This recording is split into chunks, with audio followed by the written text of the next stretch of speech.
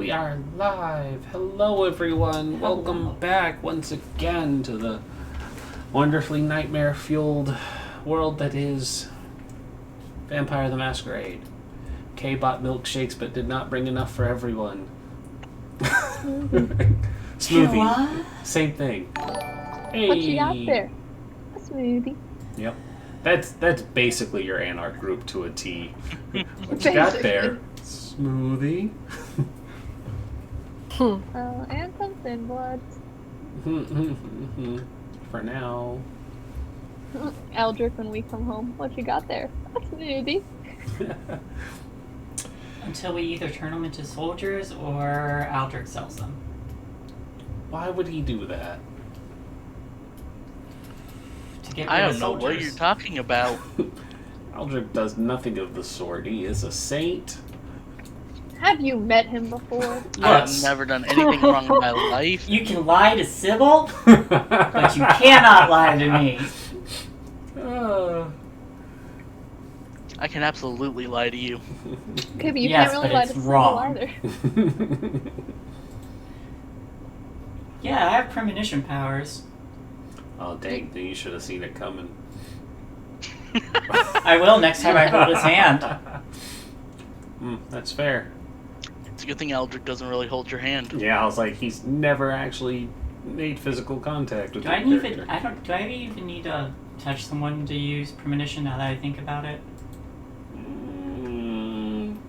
I mean, see, the thing about using premonition is I don't have to actually give you what you're looking for when you force a premonition. Very clearly states I can I've make you learned see. that. I can make you see whatever I want you to see. You might just end up getting some of Aldrich's past. Oh, that's interesting. Which might be just as telling. Yeah.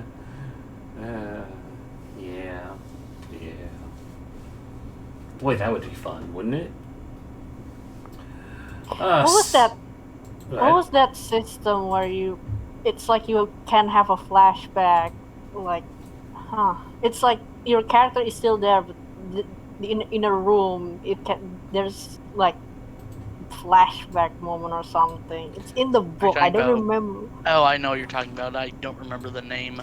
I don't. Scum and Villainy has a rule for that, where you can spend your stress points to basically have a flashback of how you can set yourself up for success for a thing you're trying to do in the moment, where it's like, oh, yeah, we totally knew that was going to happen, so I want to have Memoriam. Yeah, Memoriam. That was the thing. Yeah, Memoriam. It's like a That's So Raven. Yeah. version.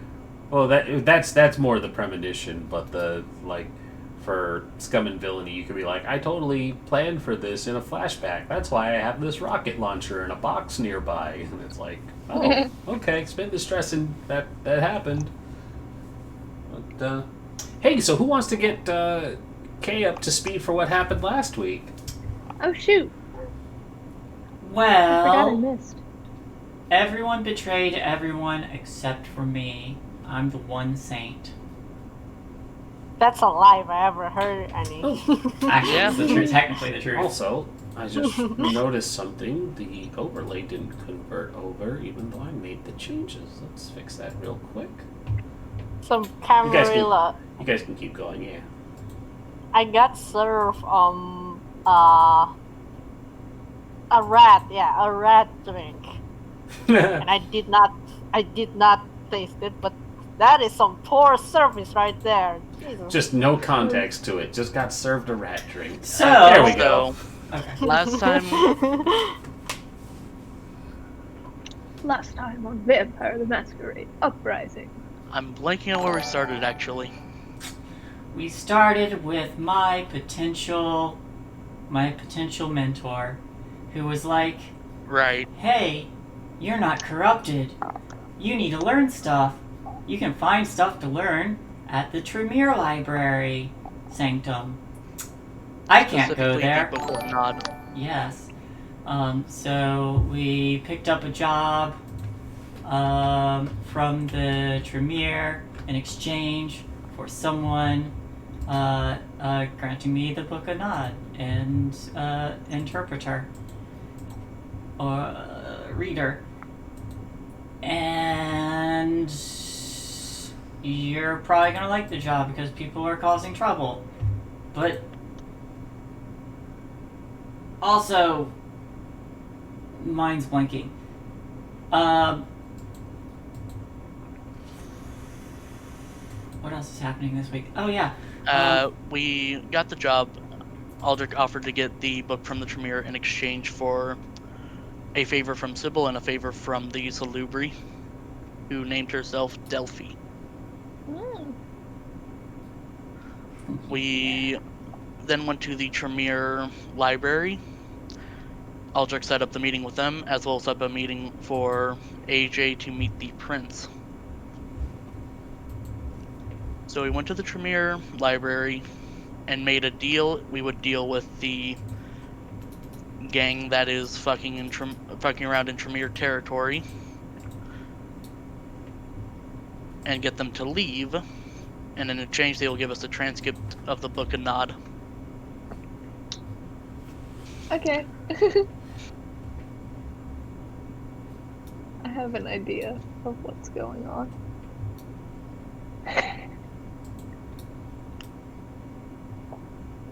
Anything else? We all caught up? I think so. Josie wasn't there with you guys though, right? No. Nope. Okay. Josie, Cool. So Josie, she doesn't really have to know anything. yeah, Josie left to go vent her frustration. You left me with them, with this stuff. What's wrong with me? What's no, wrong not you. with I mean like, me? yeah, and the other girl, the hobo. Oh yeah. And I was like sitting down, like, so what's up, guys? Oh, you are afraid of the wrong people. Never gonna see that knife in your back.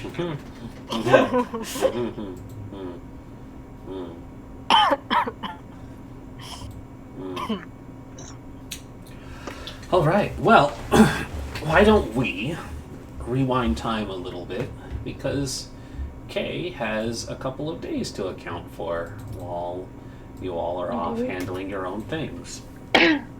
Cool. Josie, being done with your coteries shenanigans and everything that's going on, you had decided that you were going to take some time off and vent your own frustrations in the way a gangrel does best, by running off into the wilds or possibly just to your apartment to figure out how best to center yourself so that you don't have to go completely apeshit on your coterie making problems for everyone. That being said, you have a few days to yourself while the rest of the coterie move about handling their own business.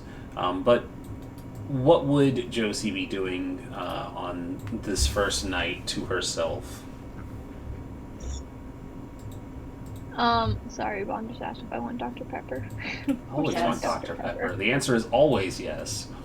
I texted them. Sure. Like, I want Hold on. Dr. Pepper now.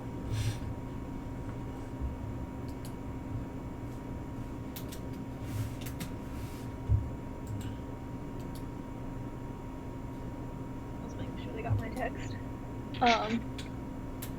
But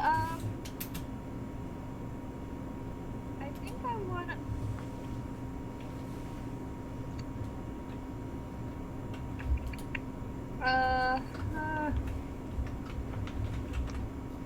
I know I at least want to call my my mentor dude. Saul Bigby. Yeah. So on my burner phone. And like just sort of see if like we can get any sort of assistance. Because as of right now, Josie doesn't really see see a place for us to start, or like also since the whole stuff with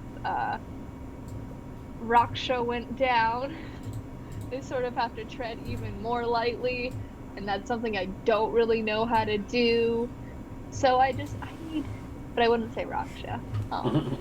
Something happened with one of our friends that sort of let some secrets loose, and we need to tread more lightly, and I don't know how to tread lightly, and I feel like I'm gonna lose my shit eventually. So is there anything that I could have help with? Any way you could help me, possibly? Maybe just a little? So, as you're gathering your thoughts and you reach for the phone to start calling Saul, your Mwala, there's a knock at your door. Interrupting your chance to make this call.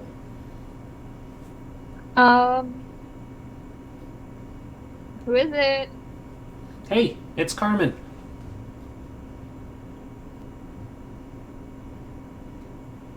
I'll be out in a second. Well, hurry up. I got takeout and it's not going to eat itself.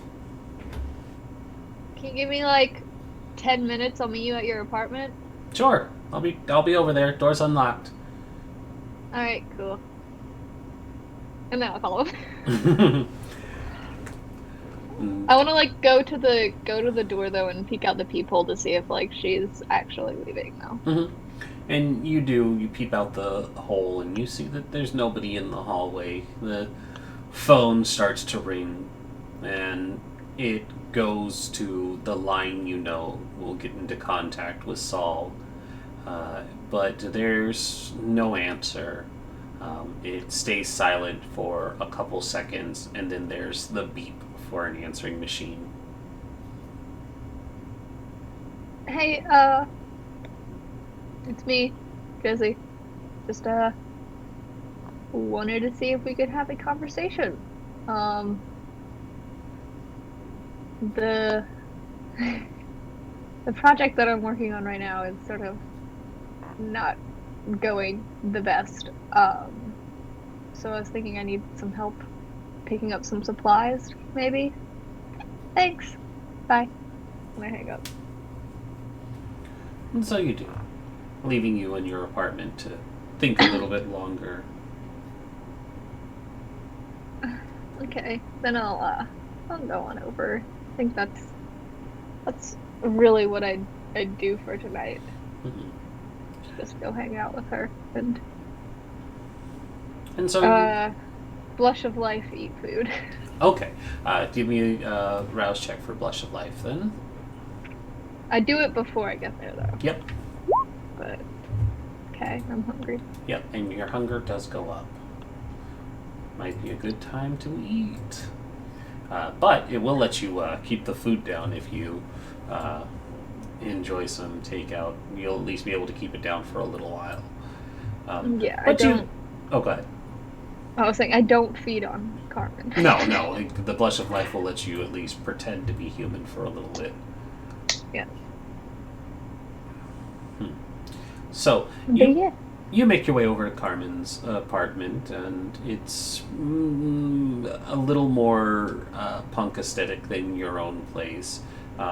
She has recently purchased a pair of beanbag chairs that she's pulled in front of her TV, and she's currently seated on one, and she's got the takeout set between the two beanbag chairs, and they have Storage Wars on tonight. and they're like, well, sit down, it's gonna get good.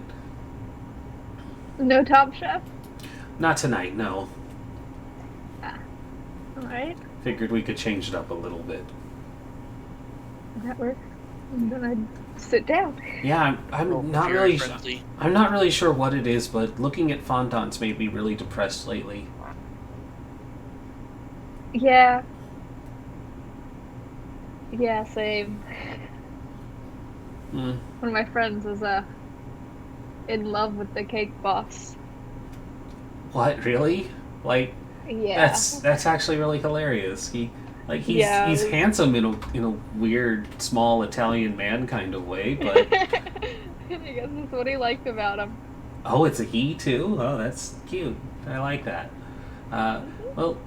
So I got some pad thai, and here, just, you can sit and enjoy. And do you eat? Yeah. Okay. I let her know though that Thai food makes me have to go to the bathroom every once in a while, so if I need to, I can go throw it up. Yep. So you spend the better part of 2 or 3 hours binging Storage Wars with her when your phone starts to buzz. Oh, I will be right back. And It's a commercial break, right? And she hits pause instead, and she's like, "Nah, it's cool. Go ahead." All right, and then I go out over to my apartment again. And you make your way over to the apartment. Your phone's still buzzing. It looks like one missed call, and then the number unknown is repeating, calling again.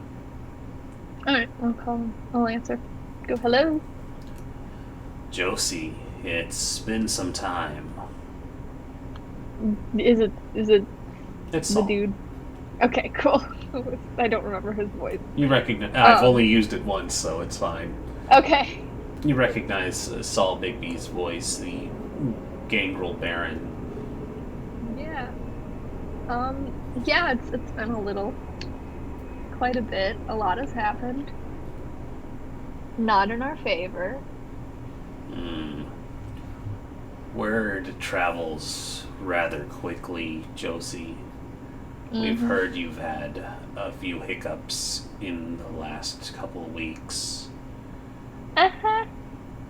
Not that I'm doubting your capabilities, but Gabriella and Schlanga wanted to proceed forward with things. A couple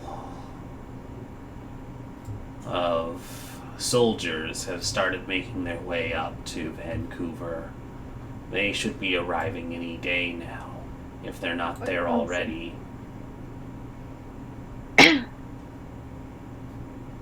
Well, that's good. Yeah, it was a little bit of a hiccup. I'm not used to starting a project on my own. Picking out all the brushes, that fun stuff. It's not. It's not a real problem. Also, you can speak freely. This is a secure line. Awesome, cool. Because that was really weird. You notice that I wasn't too worried about my own terminology. This is a secure line. You were just saying names and stuff, and they could mean anything. And you said soldiers, so it's Well, with the way things are going in Seattle and Portland right now, soldiers isn't a very strange term to be floating around. How is it going there? Camerilla is making strong efforts in taking those cities from us. Fun. Well, hopefully you can make it crazy down there so that some from up here will go down to help. The political instability going on right now is making it very easy for us to handle this turf war. That's good. Yeah, there's not much of that going on here right now.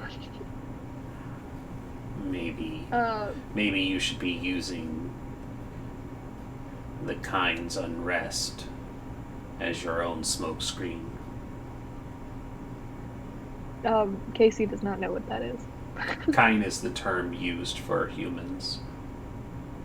But what does he mean by that? What do you mean by that? Oh, I was making a very real-world reference to what's going on in our own political instability. Because, of course, the world of darkness is just a darker reflection of our own world. Except without a pandemic. I mean, there could also be that if you really want there to be. But no, he was making allusions to the Black Lives Matters protests and the horrible police brutality as the Camerilla making moves on those cities. Cool. Perhaps you should consider using the political instability of the world right now as your own smokescreen. Yeah, I don't know if there's been any crazy shit happening here yet. Actually, can I pull up my normal phone? Sorry? Can I pull up my normal phone while I'm talking to him? Yeah, absolutely. And see if there are any kind of, like...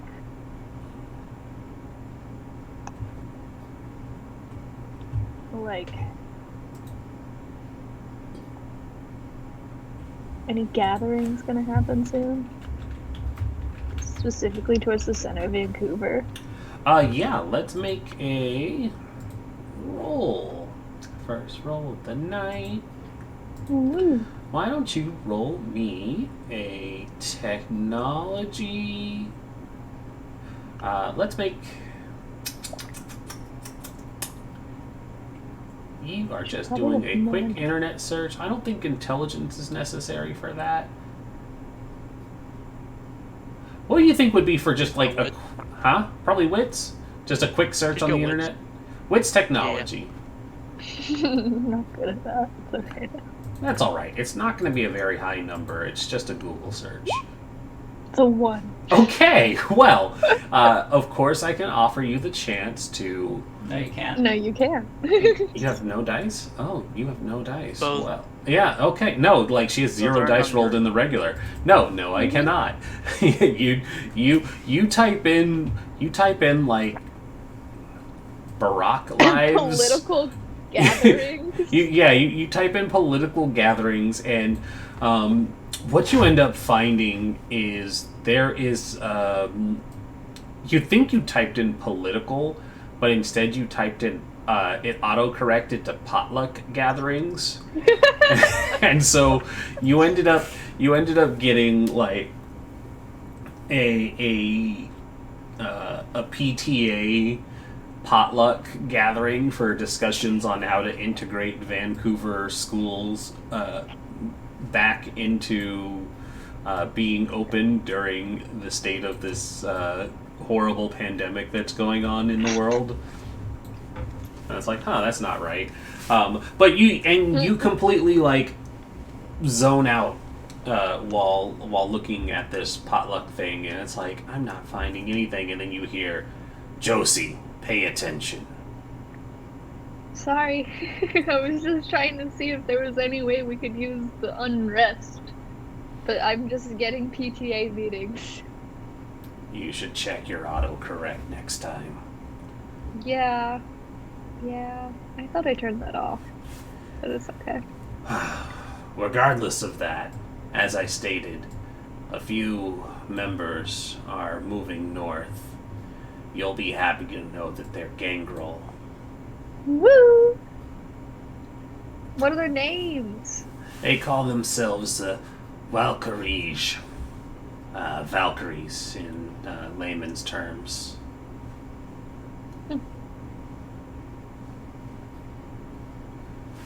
They'll be arriving at the international airport tomorrow. Should we meet them there? Should I meet them? Welcome them? Make a sign? You should make plans to meet with them. They're going to be running diversions for a while. But if you make contact with them, you have my permission and blessing to convince them to work alongside you all. Yeah, I can go meet them at the airport tomorrow. Good. I think that'll be a nice gesture, you know? Welcome to our city. They'll be the 4 on the motorcycles. You won't miss them. Awesome. Oh, I already like them. Alright, well, I gotta go have some dinner. Well, I'll talk to you later. Josie? Yeah? Be safe out there. I will. I don't want to find out that you were given final death as well. I'd burn that whole city to the ground if something happened to you. you. Don't tell anyone I said that. I'll tell everyone. But yeah, no, don't you worry too much. I sort of learned my lesson. As much as I hate to say that the Camerilla is like good at teaching lessons, at least in this case they were.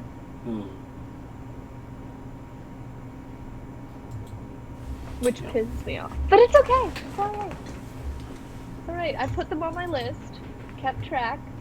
Just means I'm gonna hit them harder whenever the time's right. Yeah. Yeah. Alright, well, I'll leave. Alright. And so you head back. Carmen has promptly fallen asleep waiting for you since the call took a bit longer than you meant for it to. But I think that's where we largely wrap up for Josie this night. You probably spend the rest of the time hanging out with Carmen, just defragging from the stress of everything that's been going on while you've been... I'm going to ask her if I can borrow her car. Oh, you'd like to borrow her car. Would you like to give me a charisma?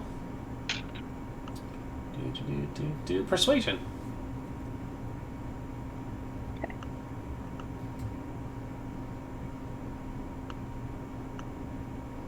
Do I get any modifiers for her being my friend? No, but the DC, or the the DC, the number will be easier.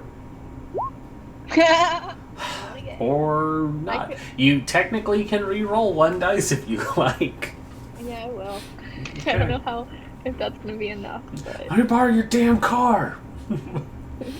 Please! There you go. Hey, there you go. She, when you ask to borrow the car, she's like, borrow? Well, what for? I won't crash it. What for, though? Pick up a friend from the airport. Oh, do you want me to go with you? It'll be easier, and I'd feel more comfortable about my car being somewhere if I'm driving. No, it's okay. They're not fond of new people. Oh. Is it because I'm, and she like lowers her voice and is like, not white. No, they just are shy. Oh, okay. Well, they're not prettier than me, right? No. Okay. Then she hands over her keys. Good. I'll bring it back, like... Oh wait, I never have time from him. Okay. I'll bring it back fast. Not too fast, though. I won't speed in your car. Well, good, because, you get in a lot of trouble if you get pulled over in somebody else's car. But just be careful with it. And she hands you the keys. I will. Do not fret.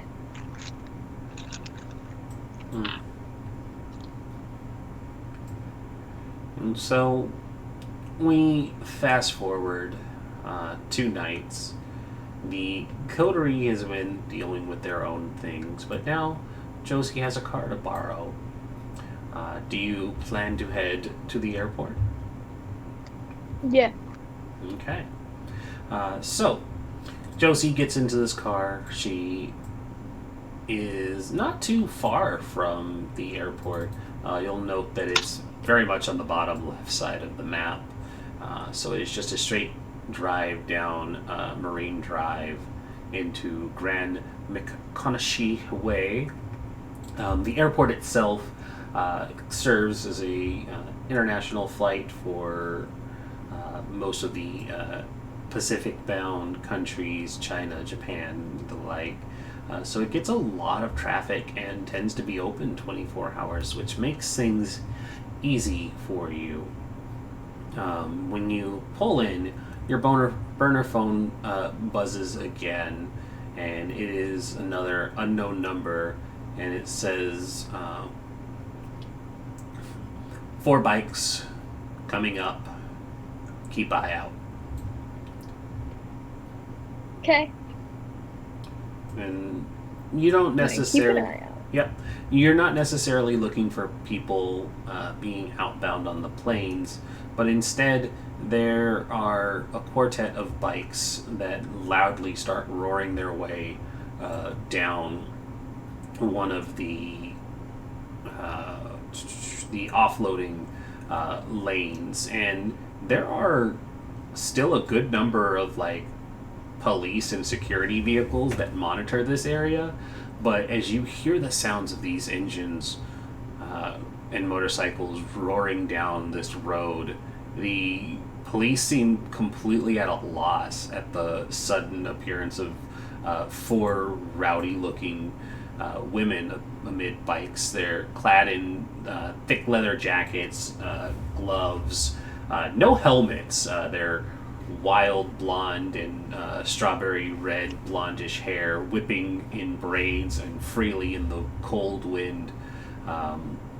Some have goggles to help shield their eyes. Others are just completely unadorned, besides the leather coats that each have on the back of them some Nordic looking runes stitched into them between a pair of outstretched wings, with a downward pointed spear piercing through the runic lettering. They do a couple like rowdy figure eights in the in the street. One vehicle or one in particular like pops a wheelie and pretty much rides up the hood and overtop a police SUV, and they are just making a wild ruckus scene that has the security completely dismayed and ducking for cover. She disappeared.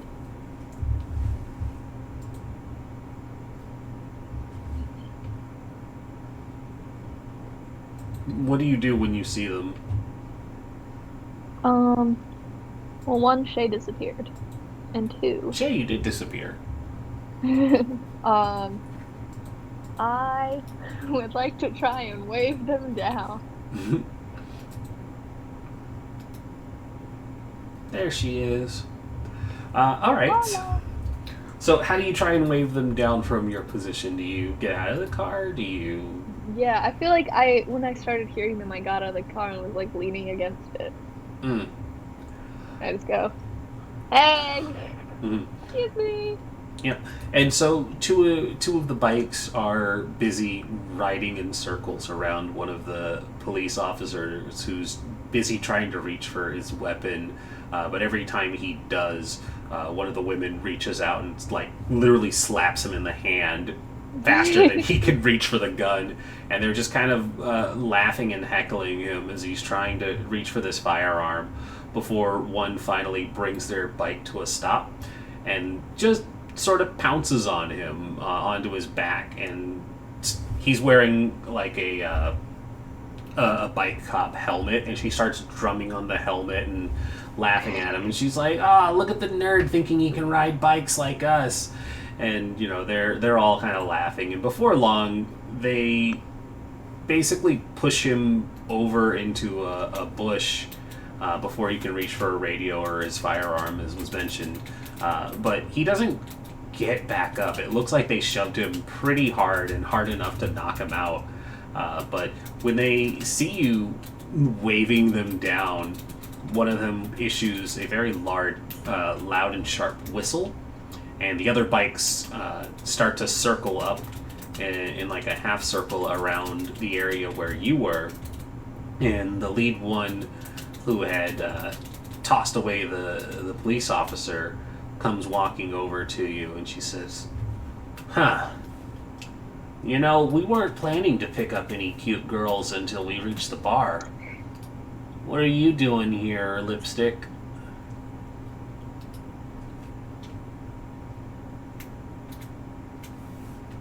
Fun. I can't hear me. The music is so loud. Sorry. Hold on.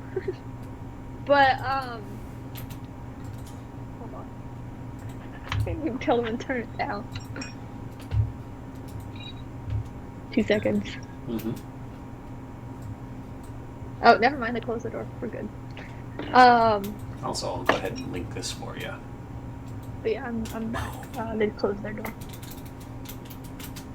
But yeah, I would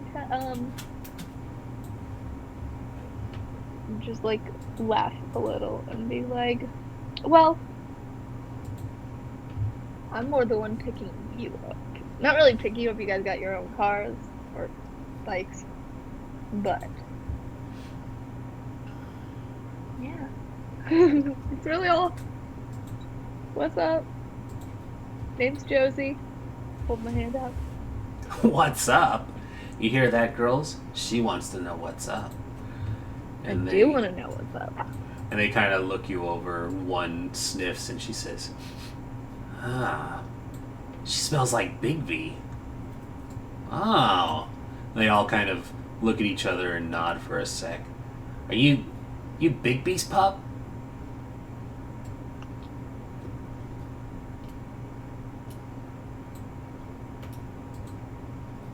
I guess you could say that. You got his smell on you. Not in a weird kind of way, but yeah. I hope I don't smell like him. I try to get perfume to cover that shit up. Ah, God, she is a lipstick. All right, well, hey, that's fine. You know, it's cool. Some gangrel like to be poodles. Some like to be wolves. I actually don't like either. They all look at each other for a moment. You don't like being a wolf? I mean, I don't mind it. I prefer like a puma. Like Or a what? Like a puma, like bobcat. Sometimes house cat. Sometimes I feel like I'm No, very kind of. lazy. They look at each other again when you say puma and clarify bobcat, and they're like, "Oh, okay, yeah, one of those hunting cats. No, that's cool too. We don't mind that. Yeah, I mean, wolves are cooler unless you're talking about lupine. Fuck those guys." Yeah.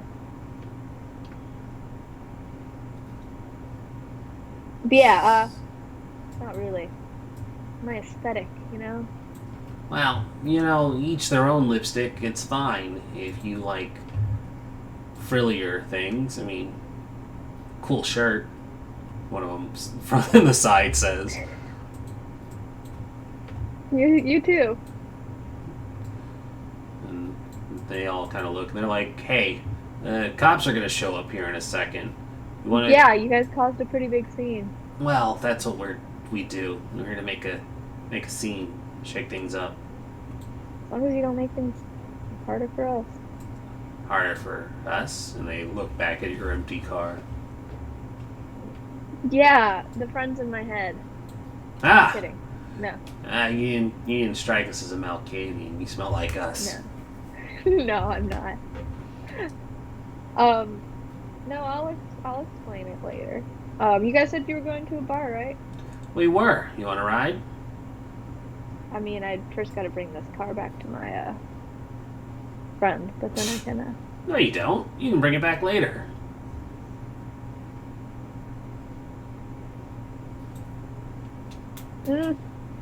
Nah. Not like later, but after the drink.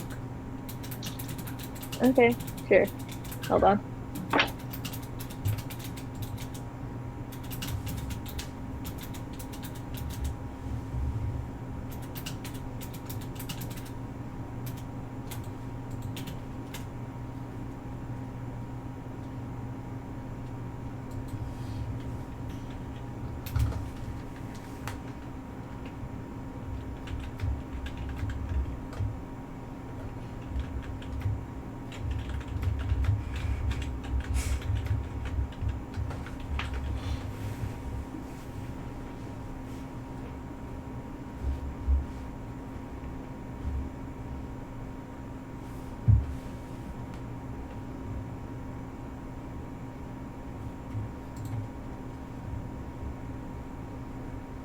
Also, the ambient music is like obnoxiously quiet for having it turned all the way up. You know, I don't even hear it. Oh, you know what? Maybe I didn't set it to... I don't think I set it to run the whole time, or repeat. But it was obnoxiously quiet when it was running. Yeah, it's not playing right now. Let's find a different one, because it wasn't working anyways.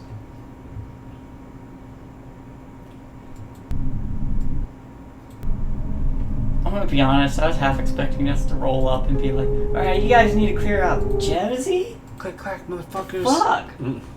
No, it's well before your time to be there.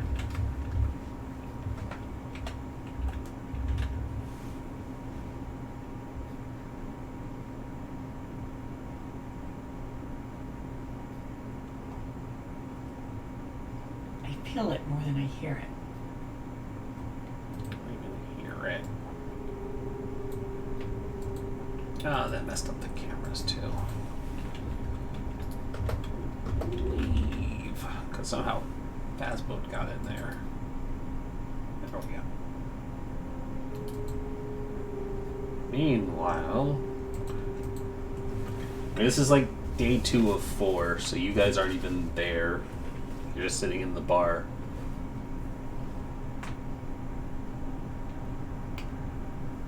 Still in the kitchen, but there's a frog on the wall. Neat. Yeah, I was sitting there and I saw something pop up under the mirror over there, and then I was like, I thought it was a roach. I was like, but then I saw it was a frog, and I was like, ah! I mean, frogs are Better better than than nothing. roaches. Frogs are I better know, than I was happy. roaches. I had to chase him around.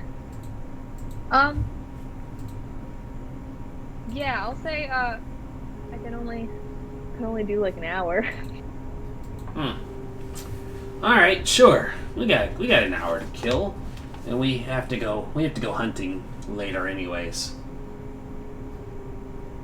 Yeah. Yeah. Yeah. Cool. Hop on. And the lead one scoots up on her bike a little bit to make room for you. Have fun. Well, I want to make sure my car is not parked in the place where you have to pick people up. No, you parked it in like the cell phone lot.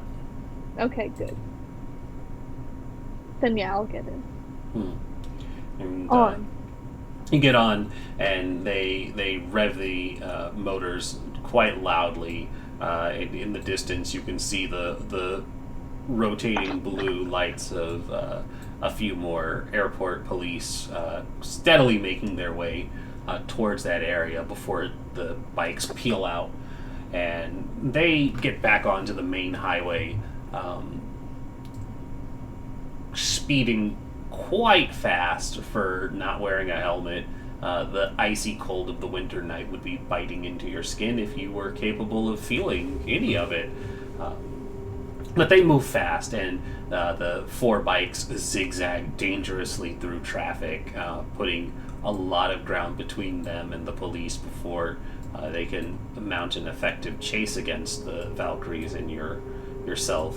But before long, they clear much of the city, going up the 99, and pretty much veering off well before getting to the Rax territory, but turning down and heading west instead, and finding a spot in a park area that has a bar near the coastline, and it's just a unassuming looking biker bar, and it's got a neon sign, and it basically has the sign that reads "The Skewered Clam," and it has the like neon sign has like a clam opening its mouth before a sword drives through it.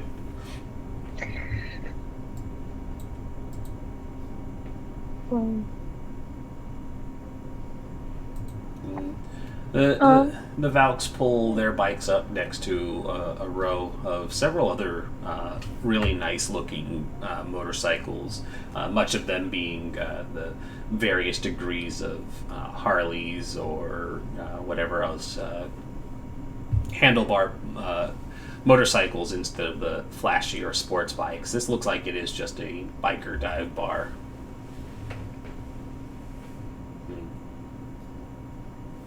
Get off.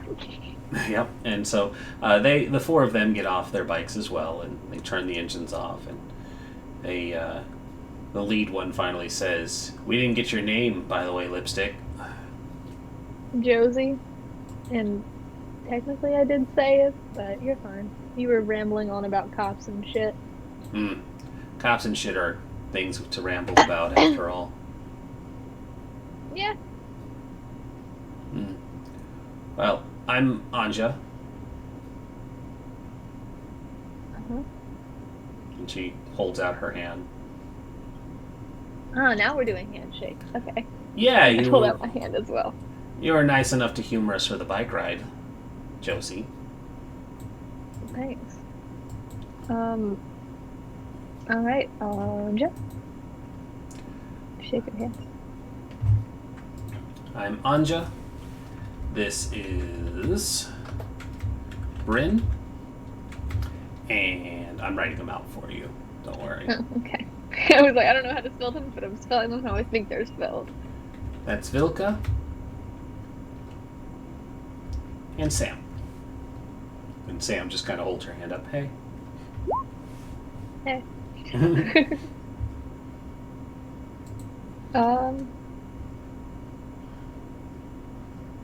Yeah. Cool. Then yeah, let's go inside. And Bryn is the first one to the door, and she opens it up, surprisingly courteous, despite the initial appearance of a group of rowdy hooligans. But she opens it up and she gives a playful bow. "M'lady." Hey, Ray. Give a Yes, little sir. Chad is asking if we can increase the volume. Oh, where are we not hearing us very well?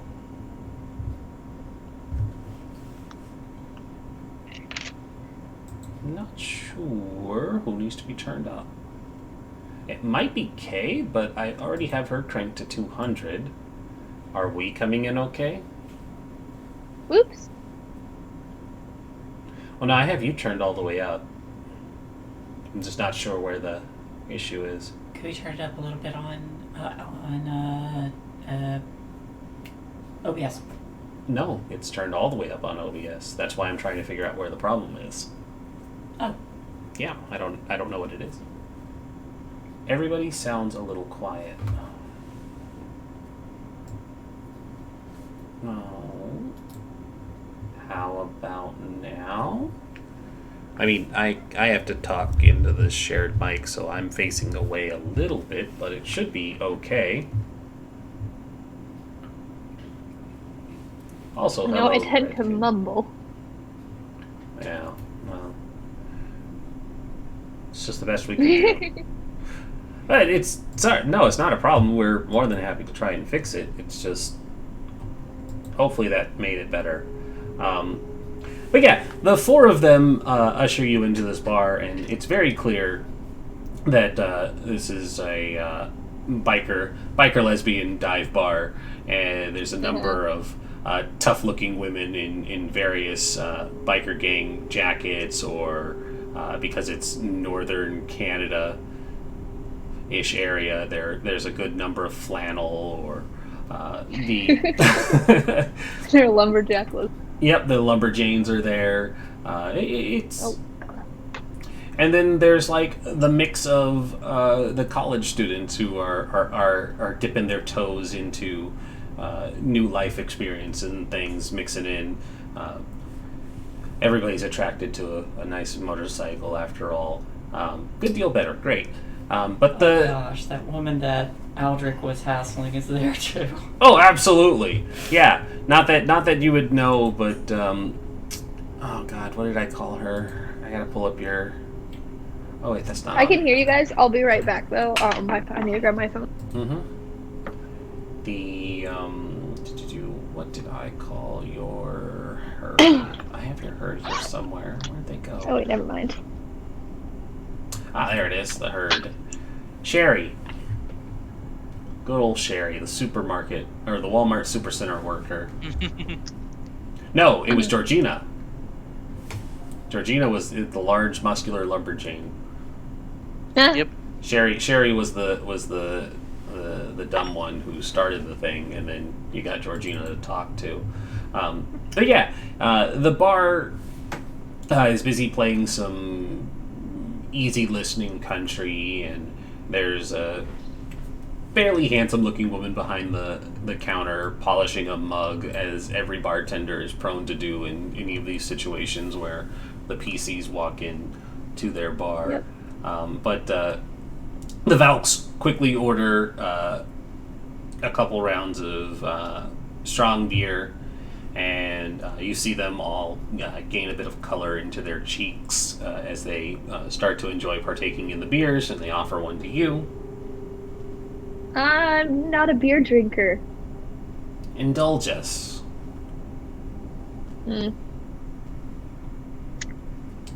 What would you I'll like? have one. What would you like instead, Princess? Well, as you could probably already pick up, I like fruity things. Anja just kind of smirks a bit, and she waves down the bartender, and she says, hold on, I'm gonna pull up a drink here. Fruity. Like, apple cider's good. Hard Apple cider. teeny for the lady. That's my go-to. Since you said you want a fruity drink. Also, it's a Scrubs joke. Apple teenies for everyone. Top 14 girly alcoholic drinks. Wow. Let's see. Immediately went to Sex on the Beach, which I wanted to skip. Strawberry lemonade vodka does sound good and not very girly. I'm not gonna lie. It sounds good. Ooh. Oh, also, I hope you know she is totally turning up this whole lipstick lesbian thing to the max, just to have these people like talking to her. Yep. She's entertaining them. They don't order you an apple teeny. Instead, they order you a Malibu Sunrise. They're like, Lipstick probably likes a Malibu. Of course I do. Like, totally. Malibus are good. You know me so well. And so, after the drinks all arrive, and you all spend a minute pretending to digest the alcohol in front of the crowd, Anja finally says, "So, real talk." Yeah. Real talk. Saul You mean we said, weren't talking real this whole time? "Of course not. We were fucking with you. Yeah, I can tell. You were playing along too. It wasn't that hard to figure out, Lipstick. Yeah, it's fun though. I'm more disappointed it didn't get you riled up. You really are a Riled house up? cat." Yeah, it's not really. It depends. Sometimes I like it, sometimes I don't. When was the last time you actually let it out? A few weeks ago, but that didn't end well. I don't mean like what happened. When was the last time you got to go running?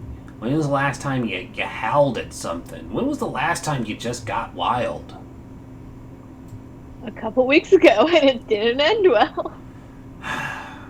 What did you do, Lipstick? We had a race and people died. That's... You had a race in the city? Yeah.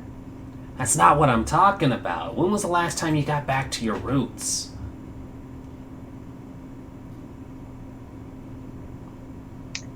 When was the last time you got to feel the call of the wild?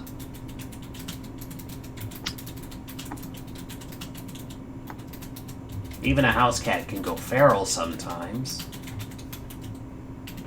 I feel like we've had very different experiences and different routes.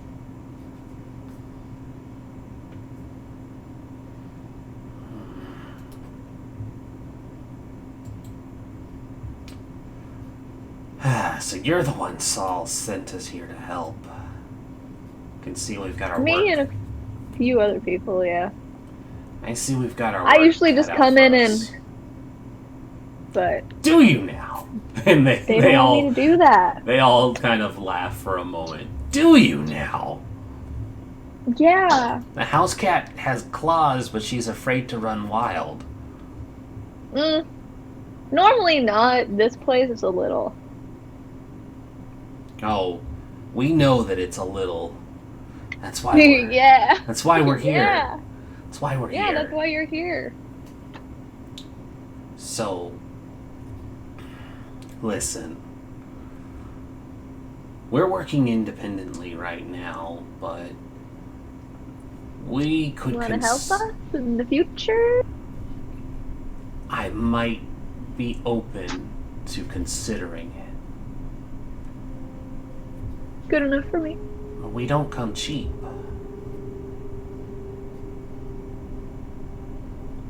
Okay. Right now, we're here to shake things up against some certain individuals. And she leans closer and lowers her voice. We're here to disrupt a couple of activities going on with the warlocks. Mm-hmm. You know, the certain group who dabble in. Yeah, I'm picking up what you're putting down. That's the right way it's phrased. Good. It's not putting down what you're picking up, because that would be a little weird. No, that would be very weird. Very weird. Well, Yeah. word is they've been looking for a way to weaponize the pathogens going around, trying to make sure the blood that gets into the kind can affect us too. That's what they do. They mess with blood, after all. Shipments are coming in through the airport, and it's our job to break it up, smash up the crates, not let them get into the city. Bruh! That sounds so fun. You want to come with? No, I can't. I mean, you can. Sort of on a leash. Yeah. You should be your own woman. I should, but I'm not being right now. I will eventually. You know, sometimes you gotta go through the shit in order to get the good stuff, you know? They think about that for a moment and nod, and they say, no, that's fine. We get it. We have our own handler, but our leashes are let a bit slack, really. We're on the other side of the country, or world, after all. I wouldn't say my handler is another person. It's more like my own. I have myself on a leash more so. I have my own motives that I need to work towards. For now, I need to lay low in order to get that. All right. Well, just think about the offer. We're going to be in Vancouver for some time, but not for long. Saul gave us our own mission and said to help you out if you were interested in using us. Yeah. Is there a way I can contact you guys? Or do I just come here? This might be the best place. We'll usually be here the latter part of the night. First part of the night's for hunting, fucking shit up. Makes sense.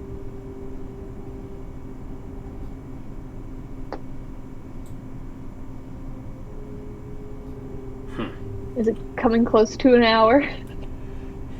Yeah, it's probably been about an hour now, and eventually that time does come, and Sam kind of taps a watch and looks to the others, and Anja finally sighs, and she says, Fine, fine.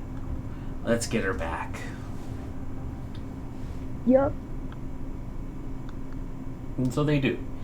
You all hop back into the motorcycles, and just as quickly as you all had rode out, they ride back into the airport.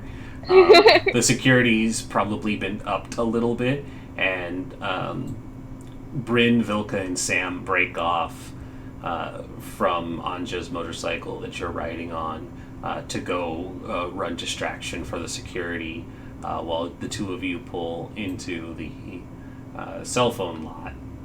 And she You need to, I can drop and roll. tuck and roll, and she pushes you off. No, she slows it down to a halt and beside the car, and she gives enough time for you to get out. And she says, "Hey, one more thing. Yes. Let me see your lipstick. Huh?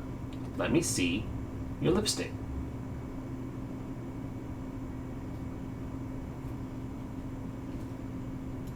I hand my lipstick over. Mm-hmm. And so she takes the lipstick and she says, "Now your hand." My hand? And she quickly writes down a rune into your palm with the lipstick. And she says, "Consider yourself under Sif's protection." Cool. I will. It's just a symbolic thing. Don't look too deeply into it, but I figured an hour of drinking was at least a decent start for bonding. Yeah. Girls gotta stick together. Definitely. Well, I'll keep in touch. Mm-hmm. And she revs the motorcycle a few more times. "See you later, lipstick." Bye, Wolfie.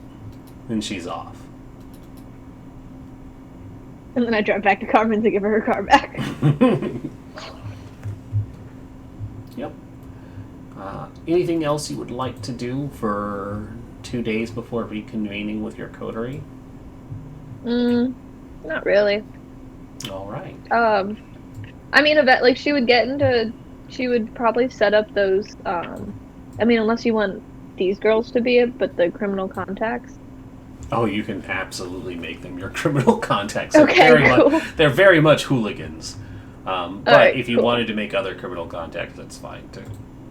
I think I had mentioned them earlier in the campaign. I had said, like, that they could, like, run the bar or something like that, so I think there are some on the side.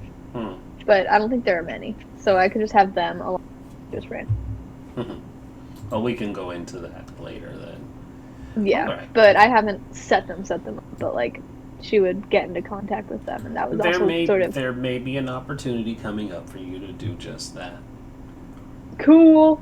So, it is now night 5 of 7 before you all need to go handle a couple meetings. Is there anything the coterie together wants to do on this 5th night? Explain to them what I found out. Oh, hi, Josie. Hi. I'm back. Where you been off to? Setting up some connection. With who? Some people here to be a distraction. Who's that?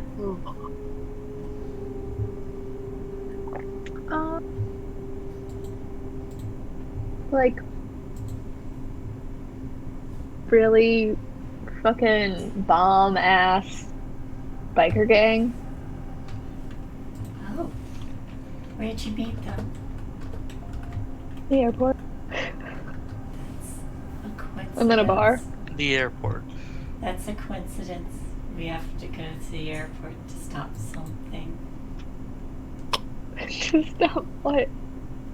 I don't know. There's some people The there Tremere who asked are us to causing stop. trouble. Yes, they asked us to stop a group that was causing trouble. In exchange, we would get the book that Sybil needs. Am I thinking what I'm thinking? This book's Yes. very important.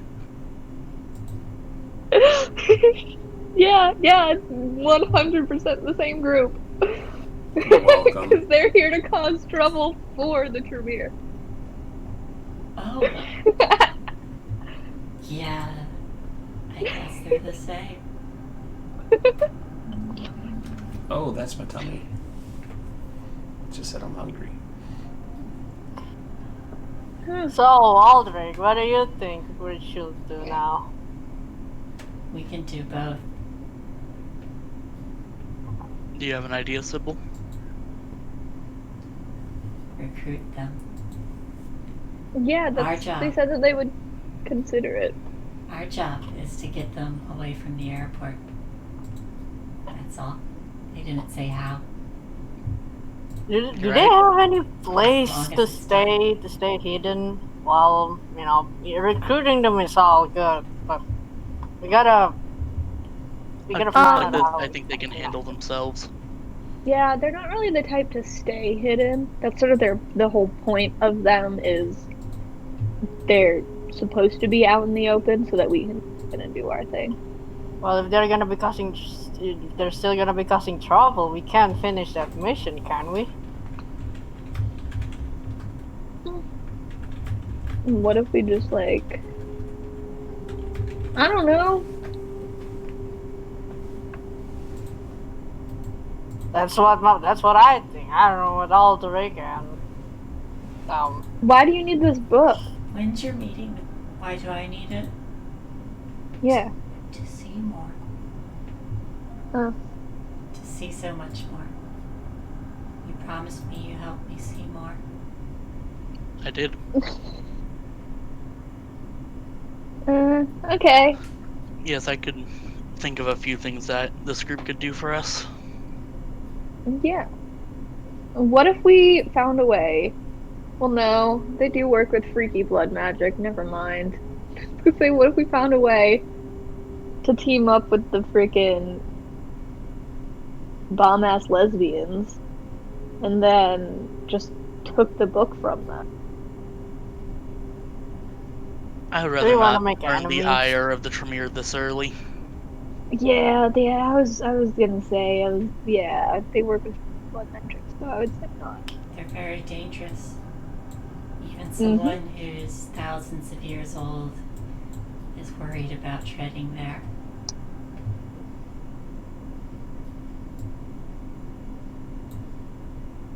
Alright. Well, that's fucking hilarious. Or scary. So what's our plan gonna be? Because I Well, definitely you know them. don't want to get on their bad side. I can tell. I can already feel it. The way you spoke. Oh, and you guys definitely don't want to get on their bad side either. Why do you smell like fruit and alcohol? Is that with those people? Okay. No, we should.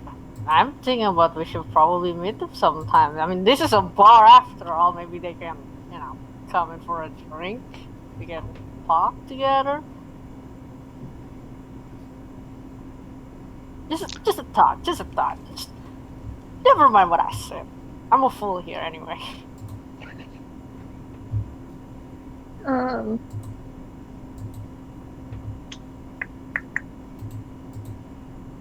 I mean,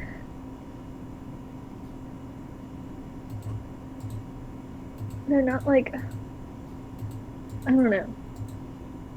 They don't seem like the type that would get along with other people, you know what I'm saying? We're part of the same clan, so We don't really need them to. yeah. If they're here to cause trouble, I would say let them, but I'd prefer it north of the river, in the sheriff's territory. Distract the sheriff. Give Exactly. the sheriff enough reason to be occupied while we do our thing. I like where you're going for, Aldrich. I agree, but the one problem is they're here on the one job that you guys were tasked with stopping them from doing. Well, we don't need them to stop forever. Only for a few weeks.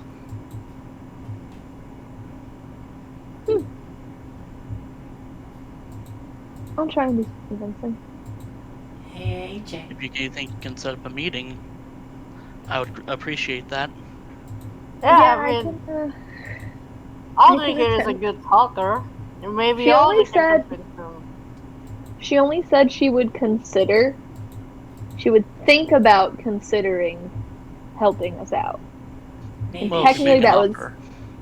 After they did their job. maybe she wants you.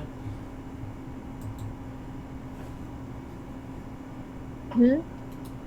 Maybe she wants you. Oh, yeah, definitely. She said I could help them if I wanted to, but I have my own jobs. So, I'd prefer not to be out in the open like that. I mean, I would prefer to be out in the open like that, but, like, it won't help. It won't help me right now. You know what I'm saying? I hear a voice saying, "Oh, you sweet summer child." I don't know what it means. But they said it. I guess it's an idiom for when someone is like not knowing what they're about to. Innocent. Yeah. Yeah.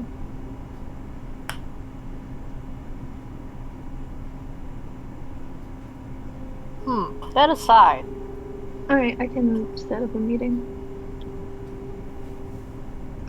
Thank you. Aldrich, you're good at coming up with an offer. I'll give that to you.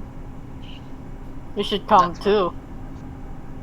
You need I mean, to I'm be gonna- there, though. I'm definitely gonna come with you. I just am not good at coming up with offers. Hey, Can I AJ. come with For you all of guys? us to be there. Okay. Yeah. AJ. Yes, Sybil? When is your meeting with the prince? 2 nights from now. That's soon. Mm-hmm. I'm not sure how this meeting's gonna go. I don't know if there's any tradition, any culture here that I need Just to remember, don't break the masquerade, Mm-hmm. and don't mention this little thing that we're doing here. Okay, Or just do.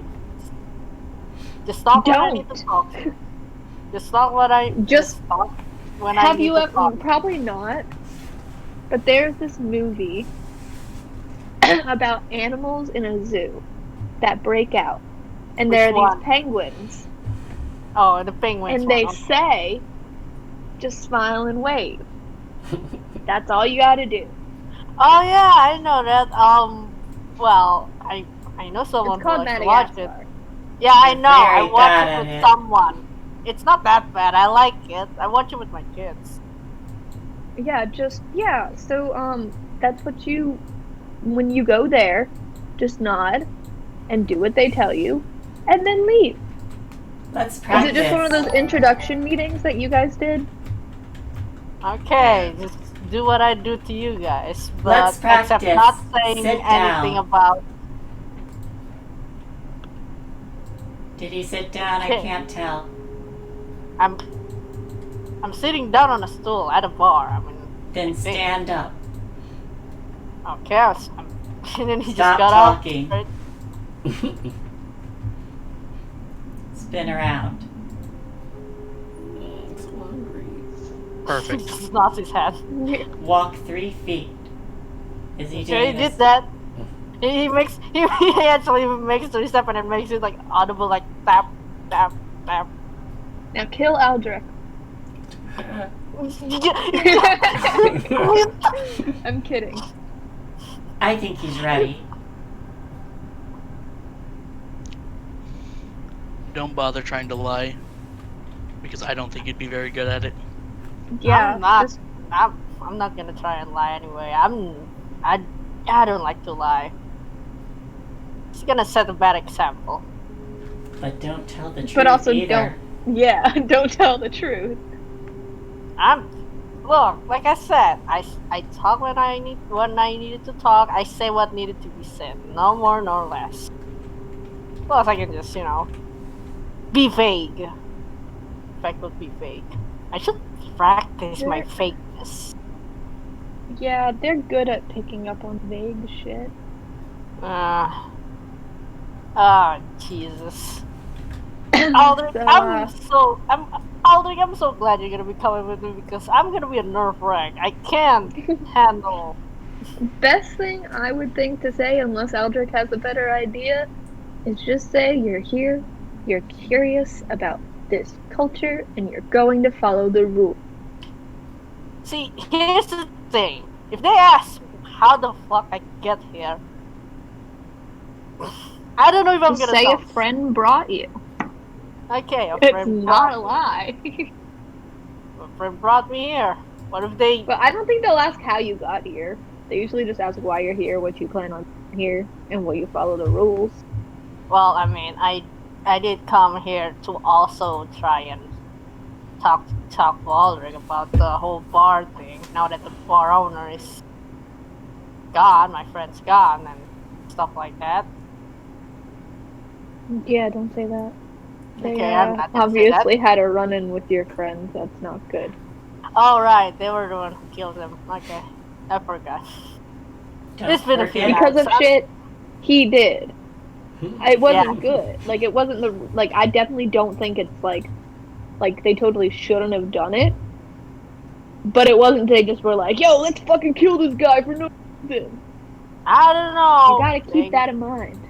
Yeah, I know, but yeah. When My you walk experience, into my history, they find reason to kill us. when My you walk kind, they into get the a rose reason. bush, move as little as possible. Then you get cut less by all the thorns. I'll just let Aldrich do all the talking. How about that? That'd be preferable. Yeah. Yeah, Usually that's a good idea. yeah. Just Aldrich, you know what? be prepared if they ask you specific questions, though. That is what I'm afraid of, and maybe, Aldrich, we should spend some nights together just talking. So you know, teach me how to talk in front of these people. I swear, I feel like a kindergartner, and I feel like I'm just, damn it. If you want, we can do a little roleplay scenario. I could be the prince.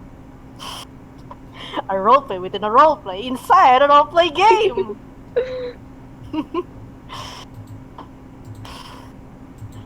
Sure, I don't mind. I don't mind a little. My name is the prince.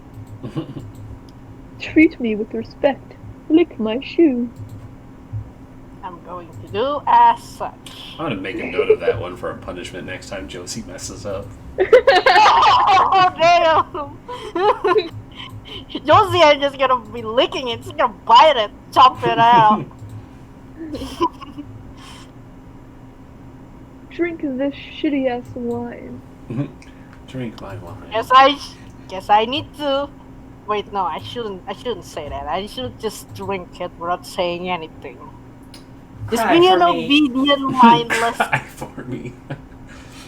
If she offers you something to drink, accept it with a thank you. With And so about- much gratitude, it's like the God himself is giving me a drink. I don't think so. It's more just like a thank you. Then Alright. you drink it. Not- It's not like, not- oh my god, thank you so much, Prince. Thank you. Oh my god, I am so happy you just gave this to me. I'm gonna drink it right up. Right, not like that. I was thinking about saying like it's an honor to be given to be Yeah, being that allowed works to too. drink in front of the prince. That works. I guess we have two different levels of overjoyed. Yeah, that kind of thing is what I see on the internet when my kids are, watching some YouTube videos and the person in the video is just exaggerating things to the point that I don't know what it's called, Are but we gonna practice more?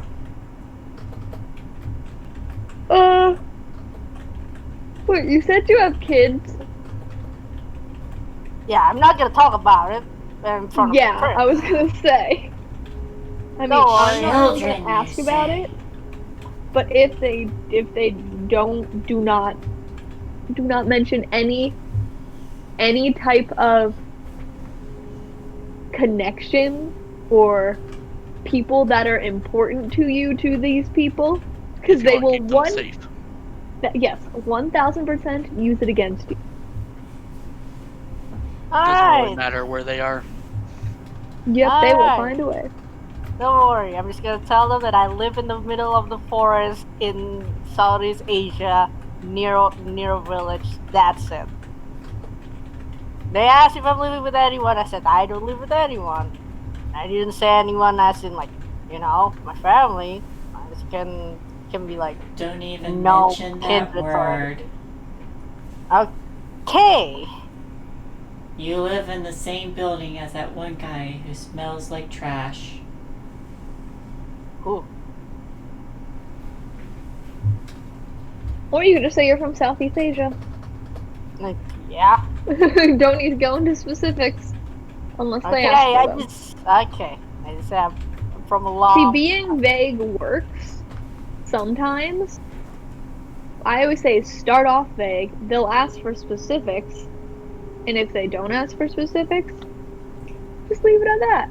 If they do. Oh, I've got a question. Generally, over here, it's considered rude to try digging into someone's past, unless there's a reason for it. Okay. Not the friendly kind of people here, huh? Well, it's not really that friendly too, but in where I come from, but at least, it's limited not. and a bit focused. Is it dangerous over there?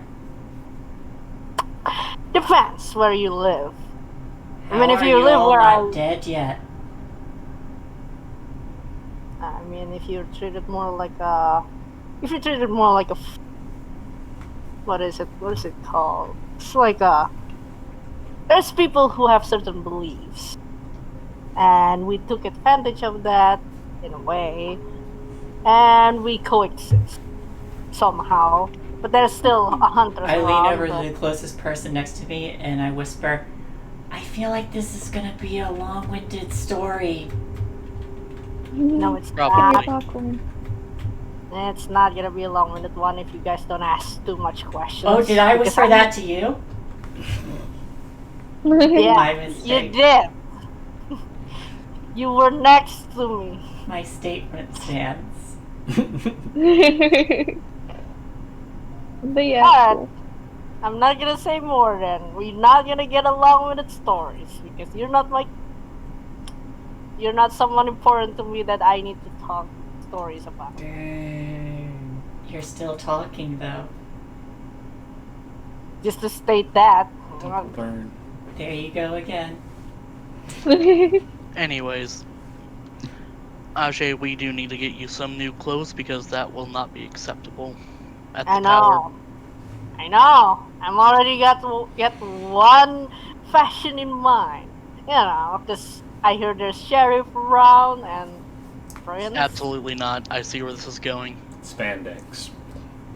Look, it's either being a cowboy or you dress me up like a medieval knight. Because prince and fucking sheriff, I don't understand. Why do they call it the sheriff and a prince? Why don't they call it the mayor? Or maybe call the sheriff as like knights? What's with the mix-up here? A medieval and Wild West mix-up. It's not. Technically, Traditionally, sheriffs they're are called medieval as well. If you really want Sheriffs to. are medieval. I only watch like freaking Red Dead Redemption. He played Red Dead Redemption 2 and just fucking the other games. And he doesn't understand that stuff. Like, come on, Sheriff of Nottingham, really? Yeah, he doesn't really. Yeah. All the we're talking about language we use come from ancient Europe. Camera down. Nope. No, my Camera completely down. Oh damn. Sybil phone's is not now a charging. boombox. I am now everywhere. Oh, no. I have ascended to power. I'm a J. So, let me tell you this great story about how my 2 children found out I was a vampire. It all started many years ago when one of their teeth fell out. Am I on the right track?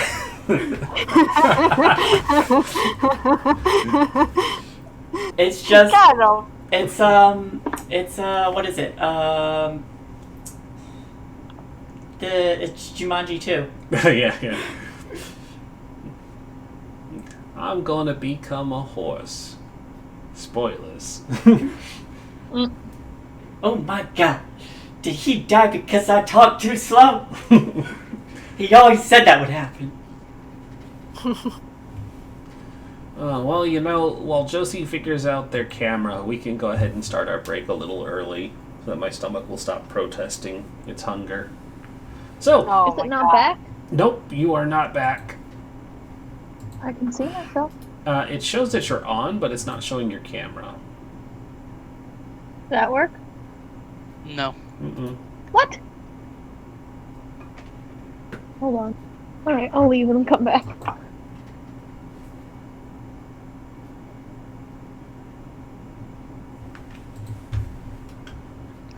I like how my camera stayed the same. Mm-hmm.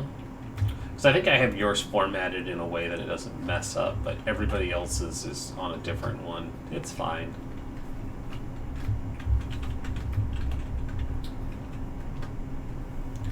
She's coming back. But, oh. Nope, we had it. She's just gotta get her computer fixed. I have been feng shuied back into the position of power. Feng shui. It's like it's meant to be. Hey, Ren, that means you get to make a character and play with us. I'll put in Matthias Steele. Awesome.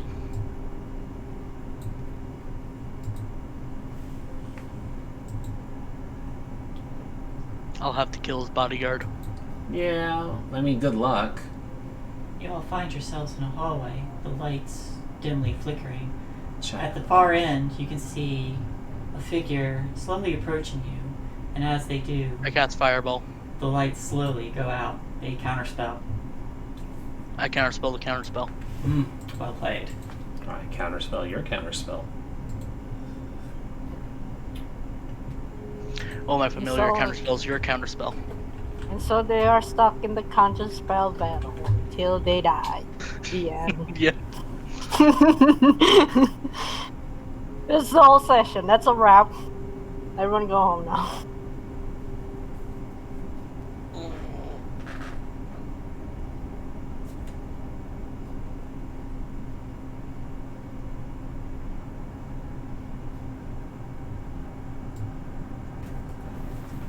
Alright, well, let's take our break. Sounds good to me. Yep. Hopefully Kay will be back when we're back. 5 minutes, everybody.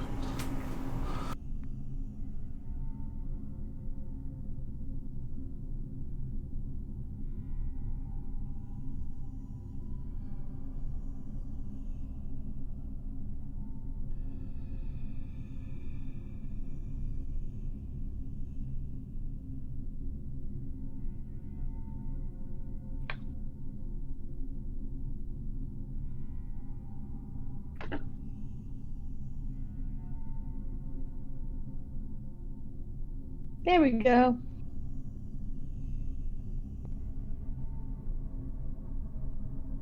Okay, your camera is working now. Woo! I think it was the internet was messing up. Oh. Yeah. Whee! Let's see. I am anxious for the moment where Aja is gonna be meeting the prince, because I'm as anxious as he does now. That's funny. What do I want to eat? Oh my god, I have cheese. I forgot.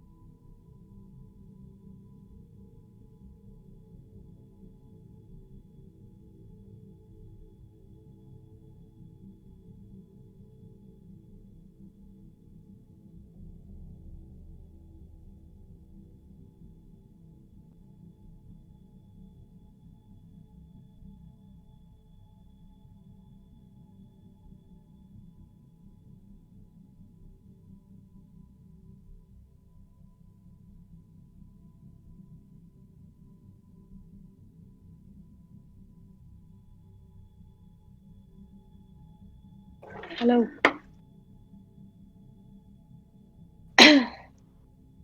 Welcome back. Thank you. I mean, I could still have my earbud in so I could hear and everything.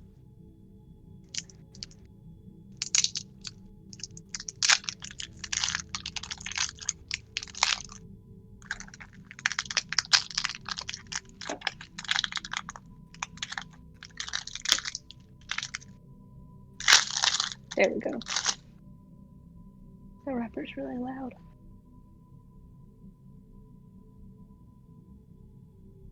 Whew, I'm tired.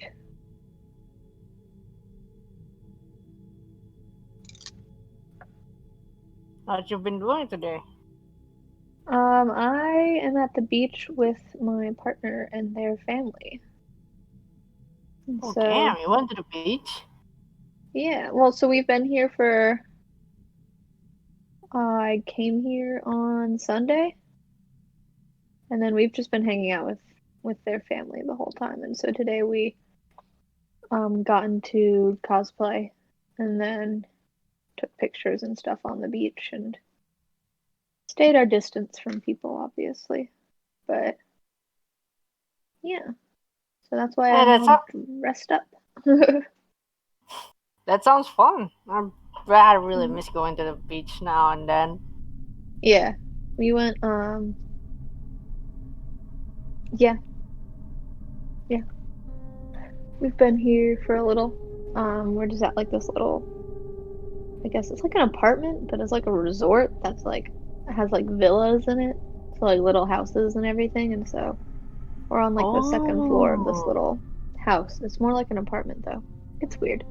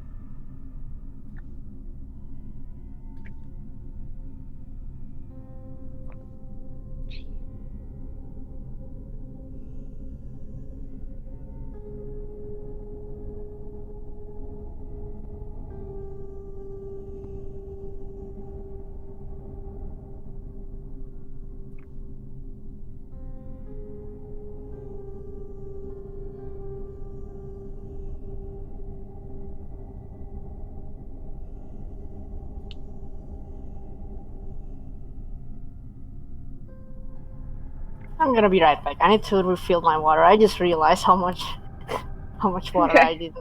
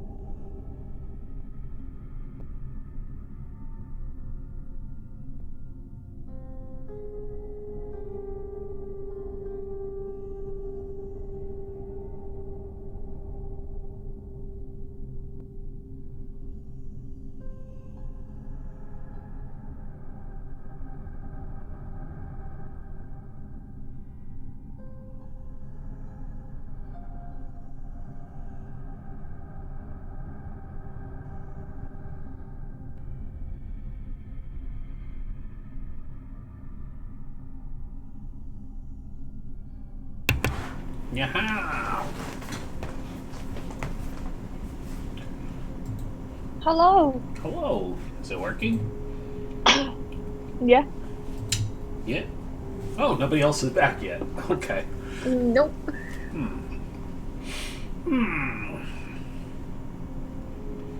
All right then.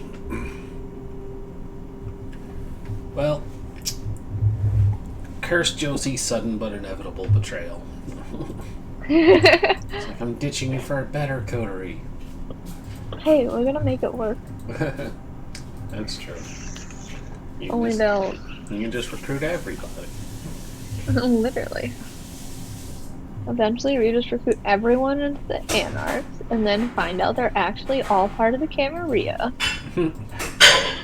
I mean, that or Josie will just sign on with the cams once the Marischal show up. And it's like, shit, I want to work with them. Nah, I would never work for this prince. That's true. But if it's Navina, that's different.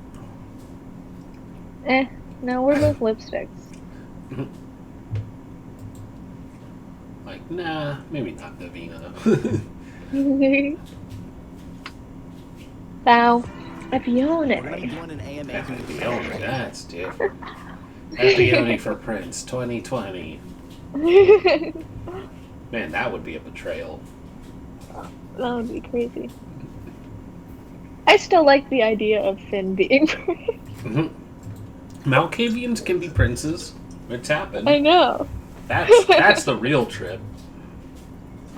That would be hilarious. I'm not sure if there are any modern Malkavian princes. I'm back. Well, I'm back. Hello. We're talking about how Finn's gonna become the new Prince of Vancouver. Yeah, we're gonna make it happen. Sybil was playing the long con the whole time. Sybil takes is over. actually Finn, and you just didn't know it. That'd be impressive. It would be. It would be. I would love that. It's so impressive, even Finn didn't know it. Yeah. Okay, then they have multiple I know that, personalities. Exactly. I know Malkavians tend to prefer like working from the shadows rather than being the face. Hmm. Finn Yeah, Finn wouldn't was mind doing the being the long face. con.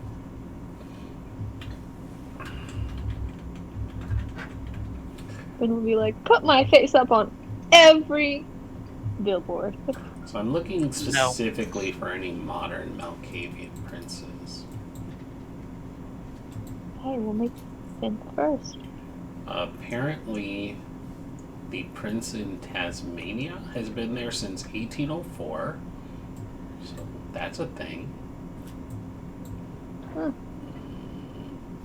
Victorian, Dark Ages, Prince of Wales, South Wales is a Malkavian. They're not dead yet. Sorry. I was getting some breakfast. But it's like 10 o'clock at night. Yeah, I know you're on the other side of the world. It's fine. Yeah. It's 9 a.m. in the morning. I've been up all night. No, I've been up till like 10. Yeah, I woke up around 9 p.m. because my sleeping Sounds habit like is something like a I kindred do. now. I'm a kindred now, except I just sleep around like evening and wake up around like 9 in the night. Something I do. Yeah, a Just lot be of busy. older aged Malkavians. Nothing super modern. Except for the one in Tasmania, of all places. Alright, well, let's draw it back in. So, we'll fast forward and get us to the 7th night, the planned meeting. This will be when I ask for everybody's rouse checks, because now it's kind of important. Josie, you can bring yourself back to 1 before this, because I'm assuming in this time you've all had a chance to hunt, but we'll go forward with this night for rouse checks, because I didn't have them rouse check over the time period either. It might go twice for me, because mine's not. I clicked it twice, but it's not going. Yeah, you haven't shown up yet. Yeah. Oh, there it is. There's one. We'll count that first one, so nobody gets hungrier. Woo! Go team. So, Watch it be like 10 minutes later, just fast Yeah, check. just another one pops up. I was like, all right, well, there you go. So, there it is. I'll pose this initial question to the de facto leader. Mr. Lee, which of your meetings are you going to first tonight? The princes. You're going to swing by the prince first tonight. All right. Daniel has the car ready for you all. He's parked in the driver's seat and brought the van up around to the front of the Velvet Getaway, and he's waiting for you all to pile in. It doesn't take long to transport you from this side of the city to... You okay? Okay. To where the Prince's Ivory Tower is located in Gastown.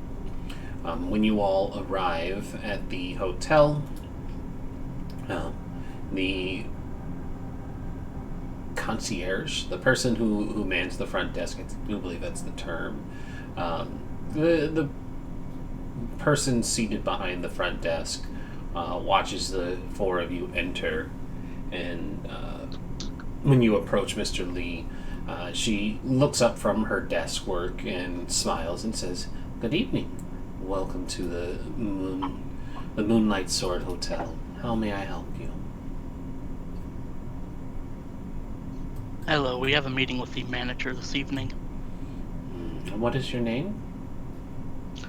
Aldrich Lee. And she takes a moment to look through a little black book and starts flipping through, and she says, very strange. I have a reservation for a Mr. Chandra. That would be my business partner here, and I'll gesture to him. And yeah, that'll be me. she gives the customer service smile to you, Aldrich, and she says, "Unfortunately, only Mr. Chandra is scheduled for this meeting." Of course. And I will take a step back. And she... I reach out and say, "Remember your training, young one." Well, hopefully. And she smiles again, looking to Ajay, and she says, "Mr. Chandra, if you could just wait here a moment." And she reaches over to a black rotary telephone, and she makes the deliberately slow effort of turning and letting it dial back for each number before letting it ring for a moment. And she says, "Yes, hello? Yes, your 10 o'clock appointment has arrived." And she pauses and looks down at a little watch at her wrist and says, "Early as well. Very impressive. Yes, of course. I'll have them come up right away." And she hangs up the rotary phone and tucks it back into a drawer before returning her gaze to you with that same fake smile. "Mr. Chandra, if you could please use the center elevator." Okay. Do I need to navigate it myself, or is there just going to be someone else there? You'll take it to the top floor. Alright then. Thank you. We'll be waiting outside, Mr. Chandra. Thank you. And then he's just like he walks there all stiffly with his Wait, his before hands you go. behind his- Before you go, can I have a button? What kind of button are you talking about? Can I have your spare button? Oh, okay. And then he just reaches into his pockets and then give it to Sybil. Thanks. Do you step into the elevator? Yep. After that, I step into the elevator, looking. And when you look at the elevator, you see that it goes from in this center one, it goes from G4 all the way up to 50, and then Can I just say, Can I just say, if Aldrich and if the coder is looking, staring at him while the door's closed, you can just see the silent scream in his face. It's like, yep, this is fine. I'm all right. Yep. And then once it's closed, he just screams like, no. Oh my god, I'm gonna die. I'm gonna die. Make a wits awareness for me, please. Okay. Woof.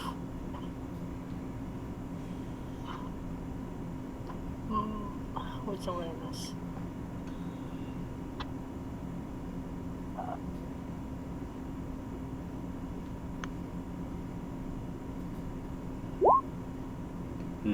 Very good.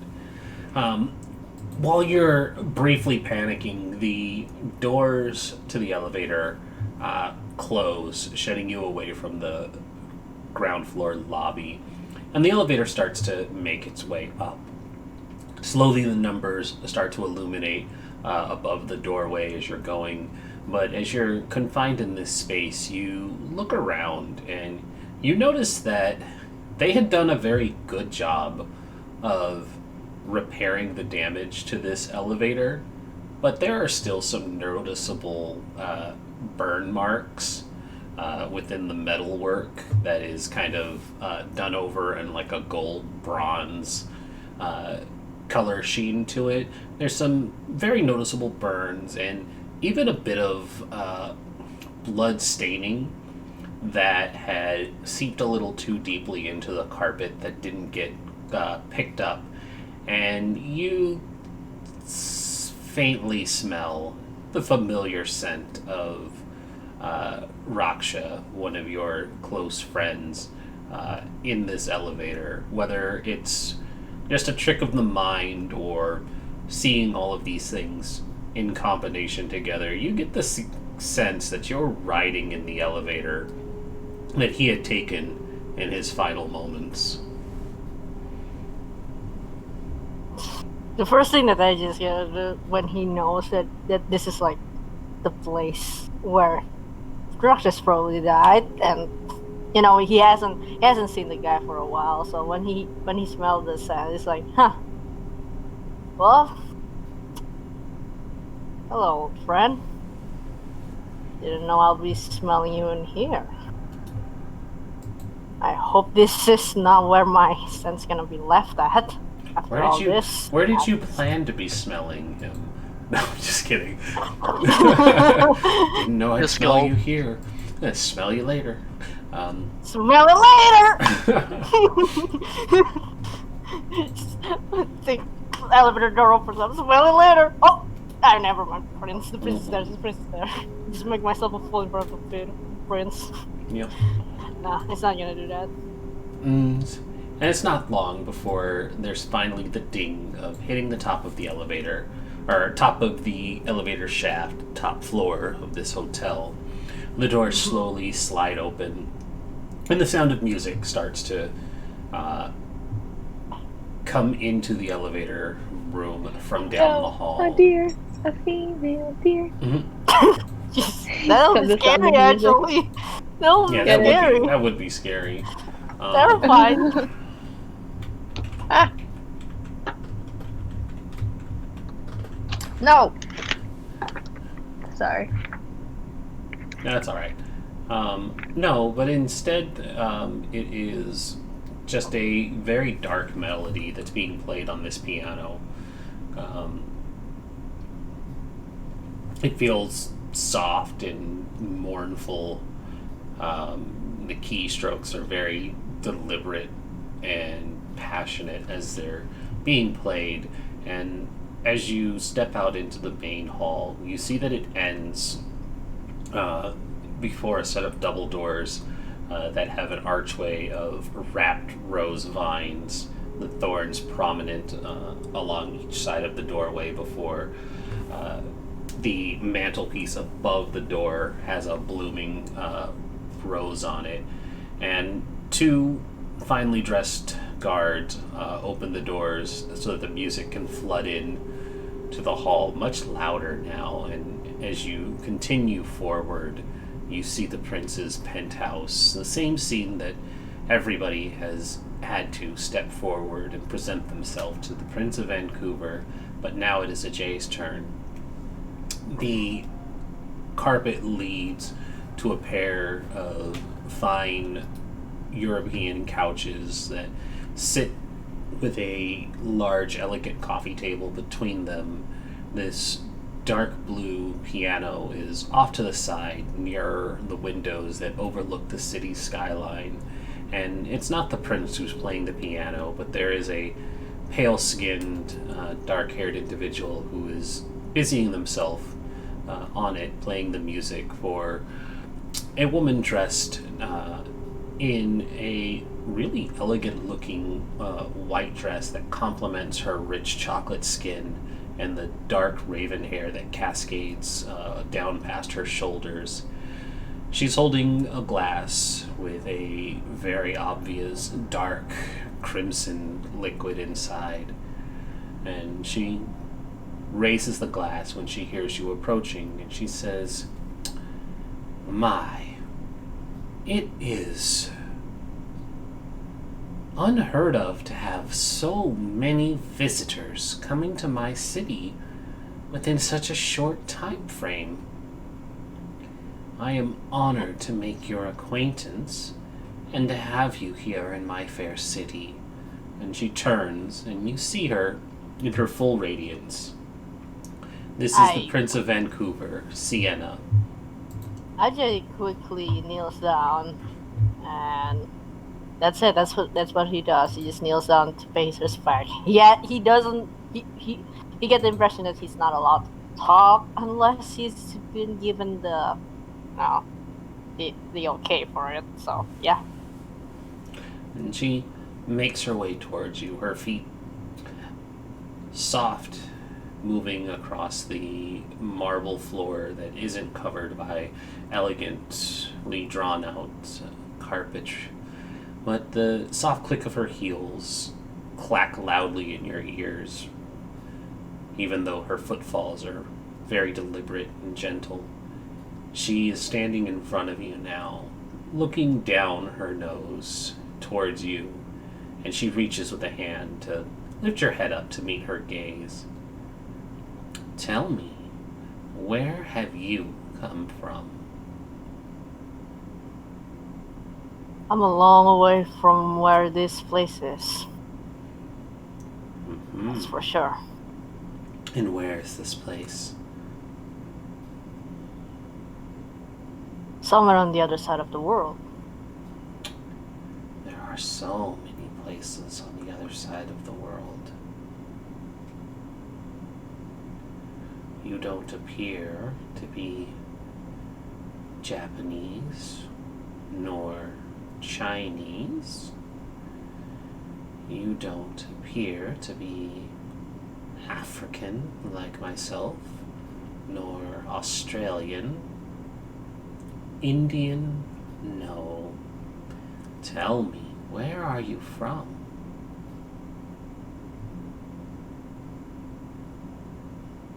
Somewhere in Southeast Asia.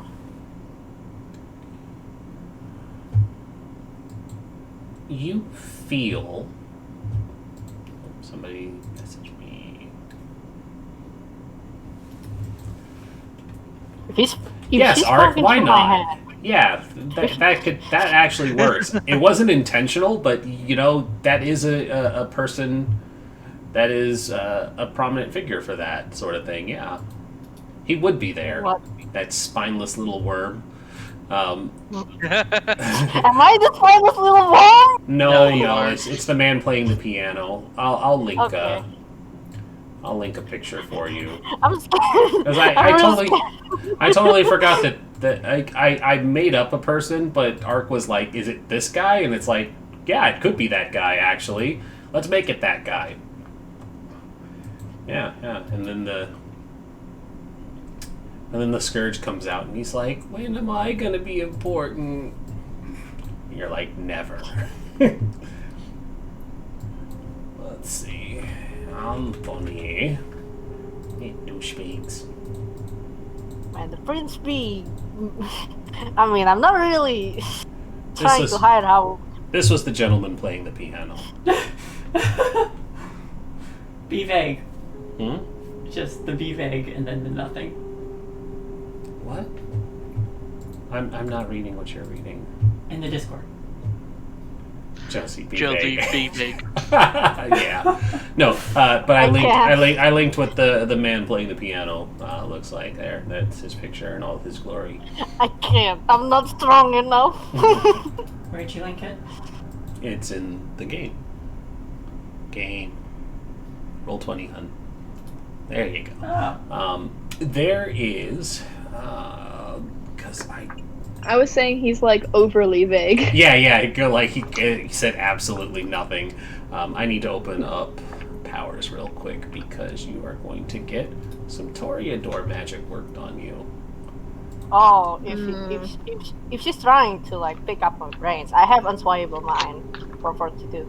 No, she's not gonna pick at your brain. Oh my god, what is she going to do? She's just gonna take your whole entire brain. She's gonna mind take you. Let's see. Are you ready for a mind fuck?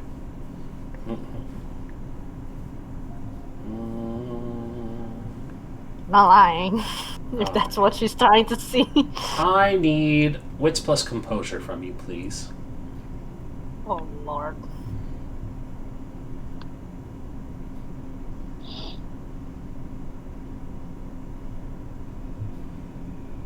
Do you have stats for the Prince arc?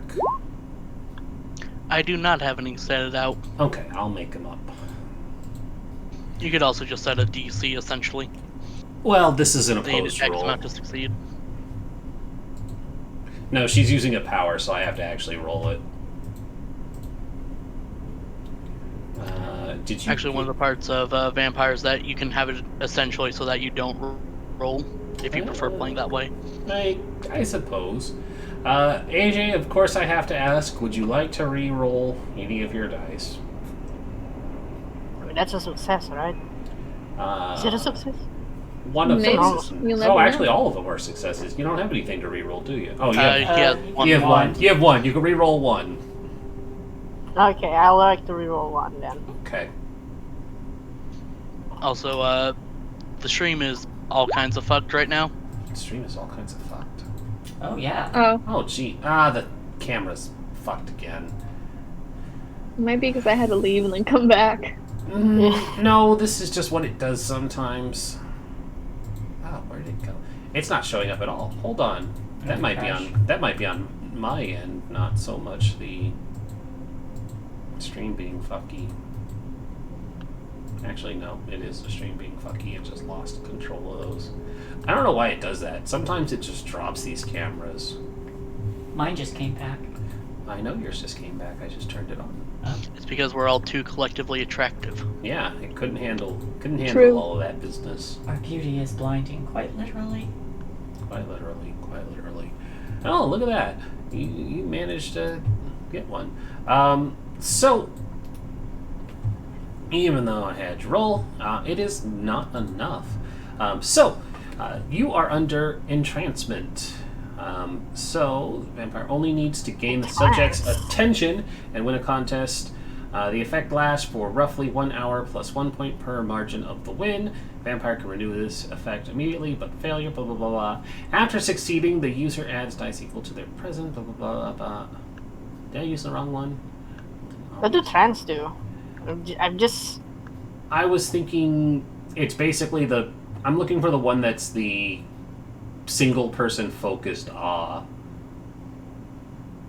Entrancement. It is entrancement? Okay. So you feel the pull of Sienna's eyes on you. Her words are like honey in your ears. Your husband's sweetest words couldn't sway you away from her attention at this moment. It's not necessarily an attraction, but it's more to emphasize that even your most devoted feeling couldn't pull you away from the prince right now. Your mind and heart is set on what she's saying. And But wouldn't it be wouldn't it be counts as trying to like sway someone's mind against their will? Yes, absolutely. She Then is. my unswayable mind would work then. What does that do? The user adds their dots in fortune as extra dice in any roll made to resist coercion, intimidation, seduction, or any yes, other you're attempts to yes. sway the That user's mind absolutely against their will. that absolutely will work. You can roll those as well then.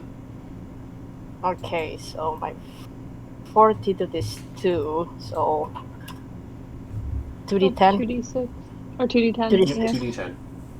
2d10. I get them mixed up. The 5 would count for a success. That 3 no, doesn't, 6. that's for sure. Oh, sorry, no, 6. 6 are better. So no, those still fail. I will pose again to you. Would you like to re-roll? Nah. No? Nah. Okay. So yes, despite your mental fortitude, it is not enough. You are pulled to answering her questions to the best of your ability now, and there is no compulsion to dodge or lie to her. When she asks again, she says, "Come now. Don't be shy. Please, tell me where you're from. I want to know more about you." So the only thing is I can't lie, and that's it, right? And You are treating her like Like she it's is my- your like this is your absolute best friend. You are devoted utterly to telling her what she wants to know. She has you wrapped around her finger, and you would do anything for her. You are entranced.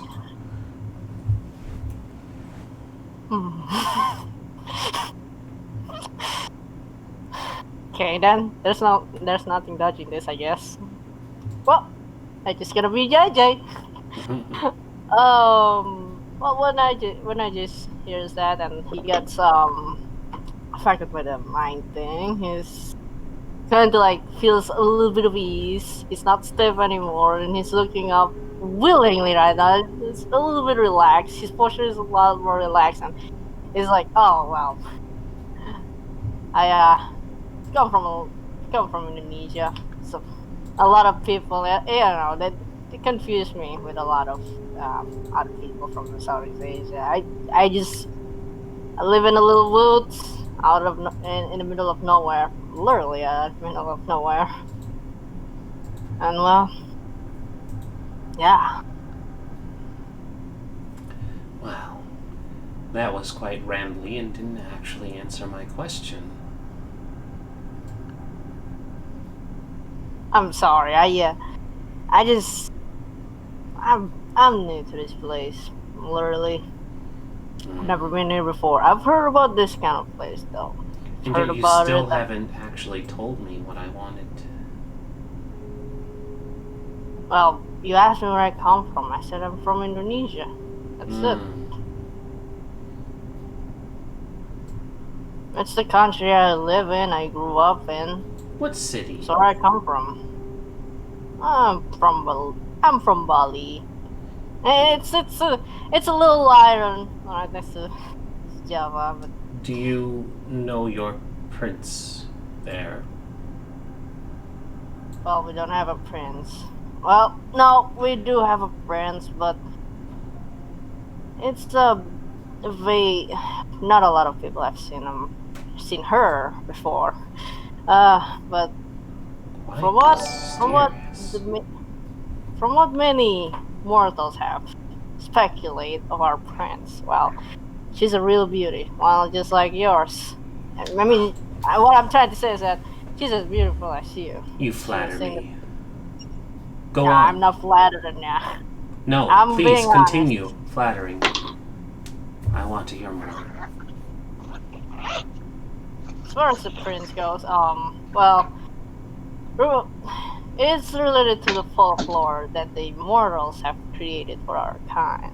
Basically, our prince, she came from the sea, and from there she's been helping the kings a lot of kings in the past and in present. It is said that those of royal blood, when she presents herself to these mortals, it means that she's going to be either telling them a good omen or a bad omen, and that's it.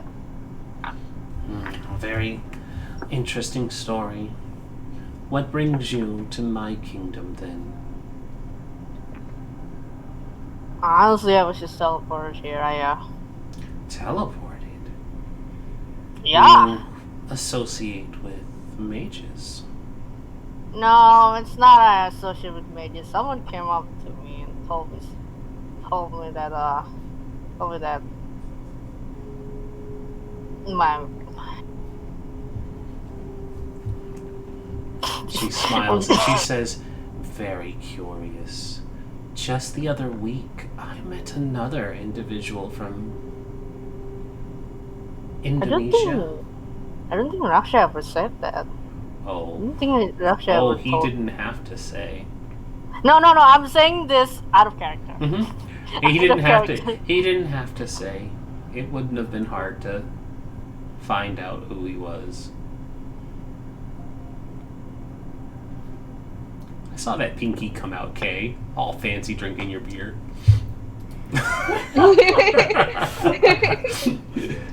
Just because the prince is out, you gotta be all proper. And he says, I met another individual from Indonesia.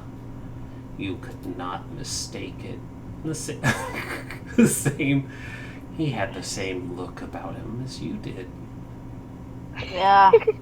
We were like... Shit, now I'm self-conscious about not using my pinky. SpongeBob, pinky. We were like brothers, I guess. But he's a fool for following wrong ideals. You could have just stayed. You could have just not joined up this useless fights, but you just have to. All because of that sire of his that led him to this path. Yes. It was a path of folly that he walked, all the way up until his final death. Yeah, I know he's gonna die as a fool, but I just wish it was for something that is worth it. This isn't worth it. This ain't our deals. This ain't our problems. Can I show you something, Mr. Chandra? Oh, sure. I hope you won't find it tasteless, my sense of jewelry, but after I met your friend, I figured I should have something to commemorate. And she brushes back her dark hair, and you see an elongated fang that had been fashioned into an earring on one side, and then she shows the other, and there's the other matching set of Raksha's... Stealing Navina's idea. of Raksha's fangs that had been stripped from his skull when it was delivered. I figured it would become a bit of a fashion statement. I'm a trendsetter like that, you see. I did have the distinct honor of executing the traitor when he was brought before me, so I kept these as a keepsake. I hope I won't have to add yours to the collection while you're here, Mr. Chandra. I just surprised, taken aback by the sight, but he collects himself, and he nods. Sure. Good. Yeah. I am a benevolent ruler, but my wrath is swift and merciless. Should I find that you are here to do harm in my city, much like your friend had, I will have no tolerance for it here. If I may speak. I'll grant it. I know that he is my friend, and I think of him as a fool, but more than that, I have to thank you for putting him out of his misery. far as it's not a good way for him to die.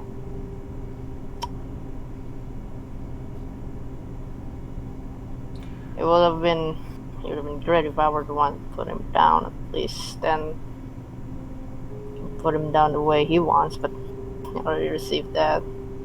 But other than that, you'll get no... I won't do the same he does. I wouldn't harm a single kindred of our kinds unless, well, even if I find reason to, I'd rather take this to a court or something. Court? Not a man. I'm not a man who's... I know my strength, but I don't use it to harm people. That's my rule. I don't harm them. I might just disable them or, just take their weapons away. But that's it. That's all I did. I don't know how to put it, but I do wish to ask forgiveness for you to have to deal with him.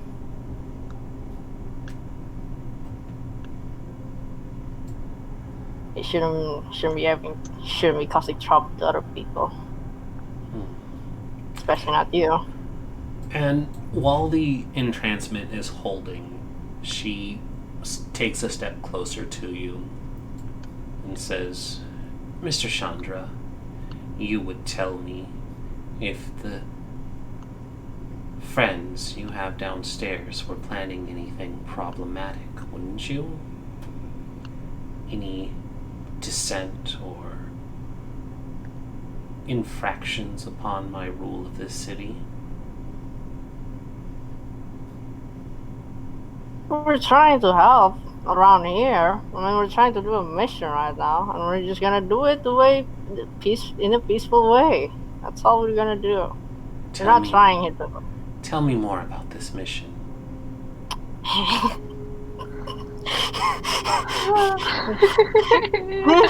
This prince, I swear to fucking God. Jesus Christ. If you just want to end the game, you can say so. No, I just really like making it hard for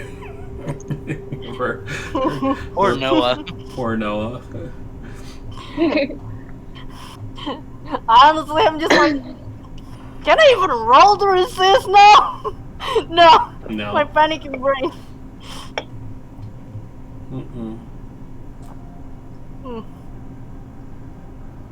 Okay, so she asked for specifics, isn't it?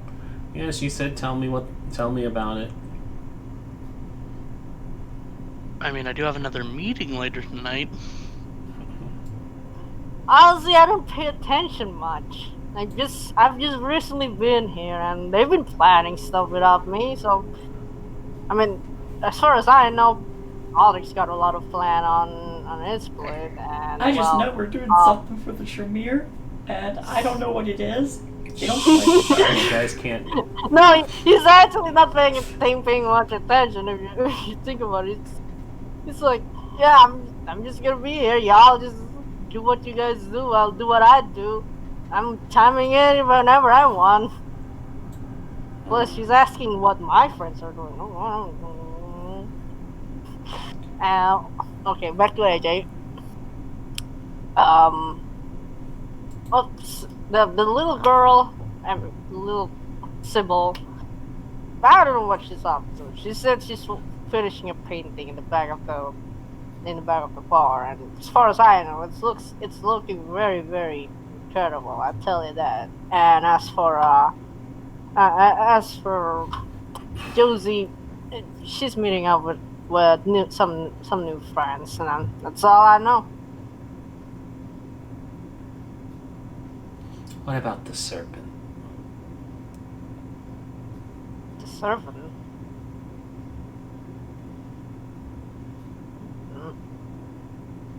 Who? And it looks like her patience starts to wane for a moment, and she reaches out with a hand and basically touches you right on the nose, making sure your eyes focus on her again. Forget the last conversation we had. And I need another wits resolve from you. This. Oh my god, I want to kill this woman. Resolve? Wits resolve. Wits resolve, okay. Princess, am I right? Yeah. No. Oh my god, When she tells you can to I use? Oh yeah, absolutely. Can I use my transferable one? Mhm. Okay. That would matter in this, yes. Roll those before you can re-roll anything. Okay, you are entitled to re-rolling. You would have How 3 much? dice. 2. 3.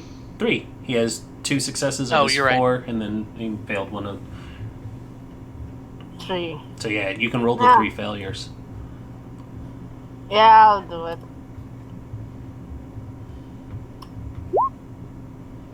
My Brings it god. up to 1. So 4 successes. Are you good there? Or did you want to re-roll 2 again? If I run out of willpower, what will happen to me? I just not get Bad the- things start happening once you run out completely, but You won't have as many dice to roll on frenzy checks. yeah. You want to balance how many you're using, but you do have them available. It becomes much more dangerous when you burn them all in one go. Yeah, I'm not gonna reroll that. Okay. When you hear the words, forget the last conversation, the last few minutes of discussion start to become cloudy in your mind before it fades away. And the last thing you remember is the not so subtle threat from the prince that she expects you not to cause trouble in the city, or what happened to Raksha will happen to you. You remember her giving you that warning and showing you the earrings, but nothing about her questioning the activities of the Anarchs. And she takes a step back and she says, "Well, Mr. Chandra, it has been delightful talking with you. I have no doubt we are going to become fast friends in the future nights to come." Wait, we're just done talking? I just walked in. You've been here for quite some time. You're such a conversationalist. You must have lost track of yourself. Sure. Well, it's been a pleasure meeting you then. And again, you remember having a conversation with her. Her threats still hang in your mind. It's just the last bit about her Anarch probing that has been erased from your memory. Okay. Yeah. Just he kneels. He bows down one more time, and then I guess he waited to be escorted out, or maybe he just start walking. Yep. You are directed back to the elevator, and it's not long before you start making the ride back down. Aldrich, what have the 3 of you been doing during this time? About an hour passes for his meeting. Sorry. No, you guys, Aldrich and company, really. I don't have anything special planned. Just waiting in the lobby? Waiting at the car. Okay. I do. What do you want to do? After a little while, after, close to the end of the hour, I want to take that button and start like chewing on it a bit. I'd like to force a premonition. Particularly, I'd like to focus on how close, like if You would like to force a premonition. yes. Okay. Roll for me. I'll need your rouse, and then everything else that comes with it. You get hungrier. Uh-huh.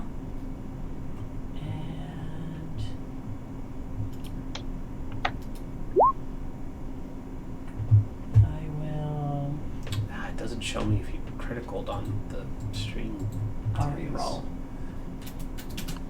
Yeah, you got 3 you can reroll. Yeah. That's 2 more. So 2 5. more. 5, no critical. No bestial. That's fine. Premonition. Let's pull this up. I'm sure eventually it'll do something. There's your alt text. Oh, that works. I was trying to find it on the book.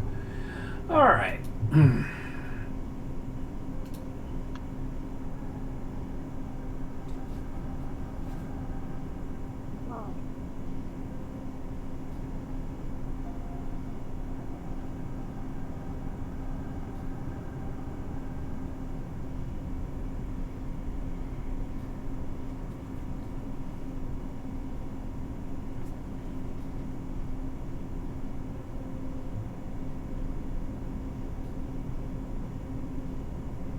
Okay, so you start chewing on this button, trying to force a premonition again, and your mind seems to be focusing on Ajay, but instead of getting something that you were hoping to get from him, instead you start seeing flashing lights of various colors, a scary looking red fox looming over you with its mouth and fangs bared, a golden cage with its door that slams shut, and a sinking boat with a pirate flag. And then you snap back. I pocket the button. And then I just... And then I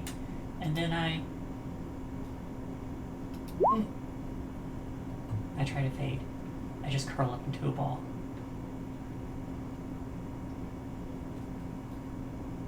And we're in the car, right? Mm-hmm. Yep. Yes.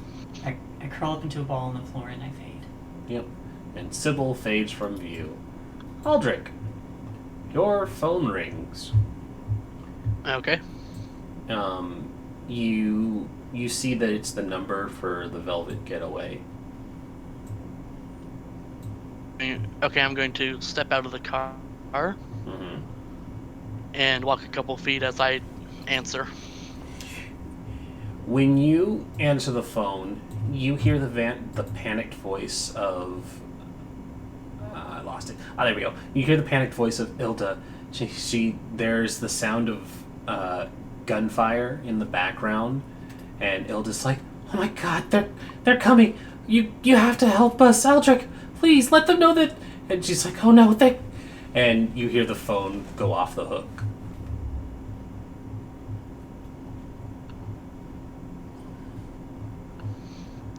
I will put my phone away and head back to the car. Mm-hmm.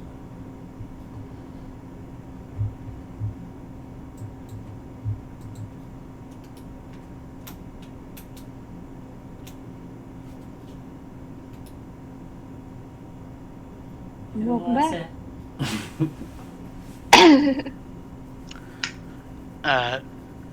It was our other meeting tonight, calling to make sure we were on our way. I'd like to insight check that. What was the other Inside, meeting please anyways? do. This definitely ain't about it. The call. What was the Yep. other meeting again? He hasn't actually told you about the other meeting. You show credit? Yeah. Oh dear. Aldrich,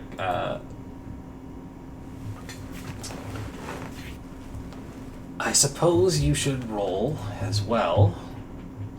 Manipulation subterfuge. Yup. With all of your bonuses entailed. I know that's what he's good at. I mean, I got a pretty decent insight, too. Mm-hmm. Yeah. Oh. Mr. Lee, would you like to reroll?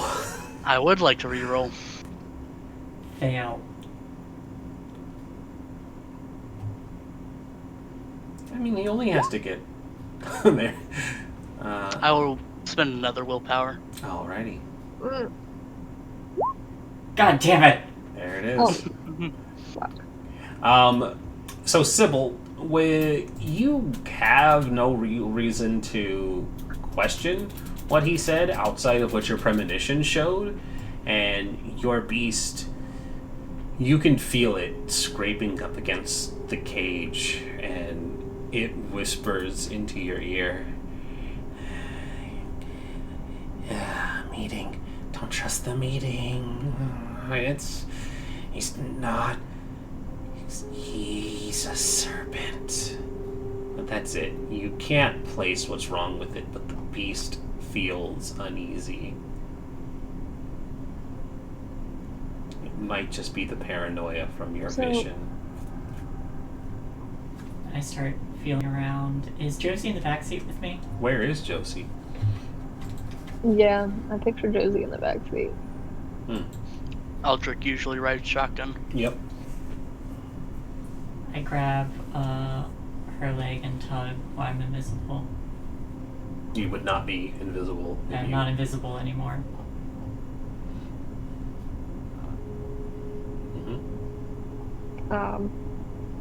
Yes. I tug her closer. And I keep tugging until she's her ear is close, and then I cup my mouth and I say, something isn't right.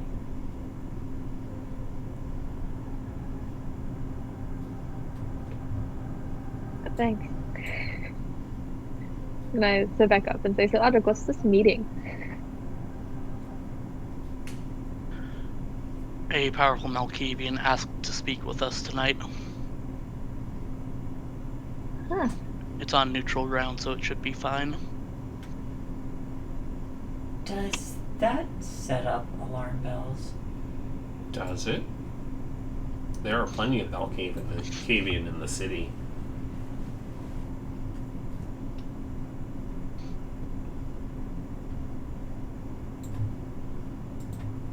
I don't want to go. I want to go back to the Velvet Getaway. I'm hungry. I mean, They asked me with the coterie. I want to go home.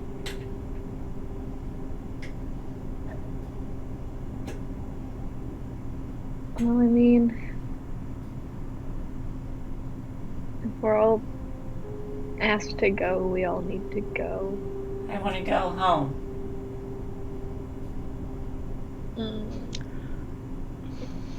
You all get to run off alone. I want to run off alone. You can't run off alone. You need someone to see for you. It's at this point that AJ comes out of the parking lot and starts making his way towards the van.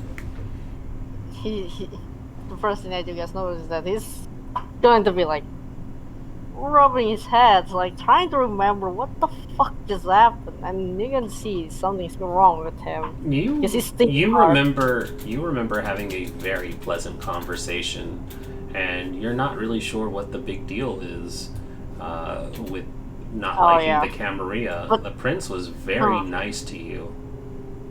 So I can't roll anything to realize that might be wrong. Nope, something's wrong. Not until it fades off, and it hasn't been long enough for it to fade away. How long is it going to take? More than an hour. Oh. But the prince is your best friend. You had a wonderful conversation with her, and the memories are not going to come back. But the feeling of having that wonderful conversation is staying with you for quite some time. So the thing about Ajay is that once he sit down inside the car, he's just gonna be smiling and be like, "Hey, seems like the thing going on good." I mean, I don't know what you guys talking about, about the prince, because I don't know. It's been a pleasant conversation. It's like I never had so much fun talking to someone, It's. Can I insight this? Absolutely. Anybody who would like to insight may do so. I don't know why you guys want to destroy this woman's career. She's been jolly good. Camarilla's great. I love the Camerilla. We should all be part of the Why are we Camerilla. doing this? Why are we doing this? Insight what? Wits insight. Damn, I think I just gotta live here now. I know, that's taking for Aldrich and Sybil, his tone feels off.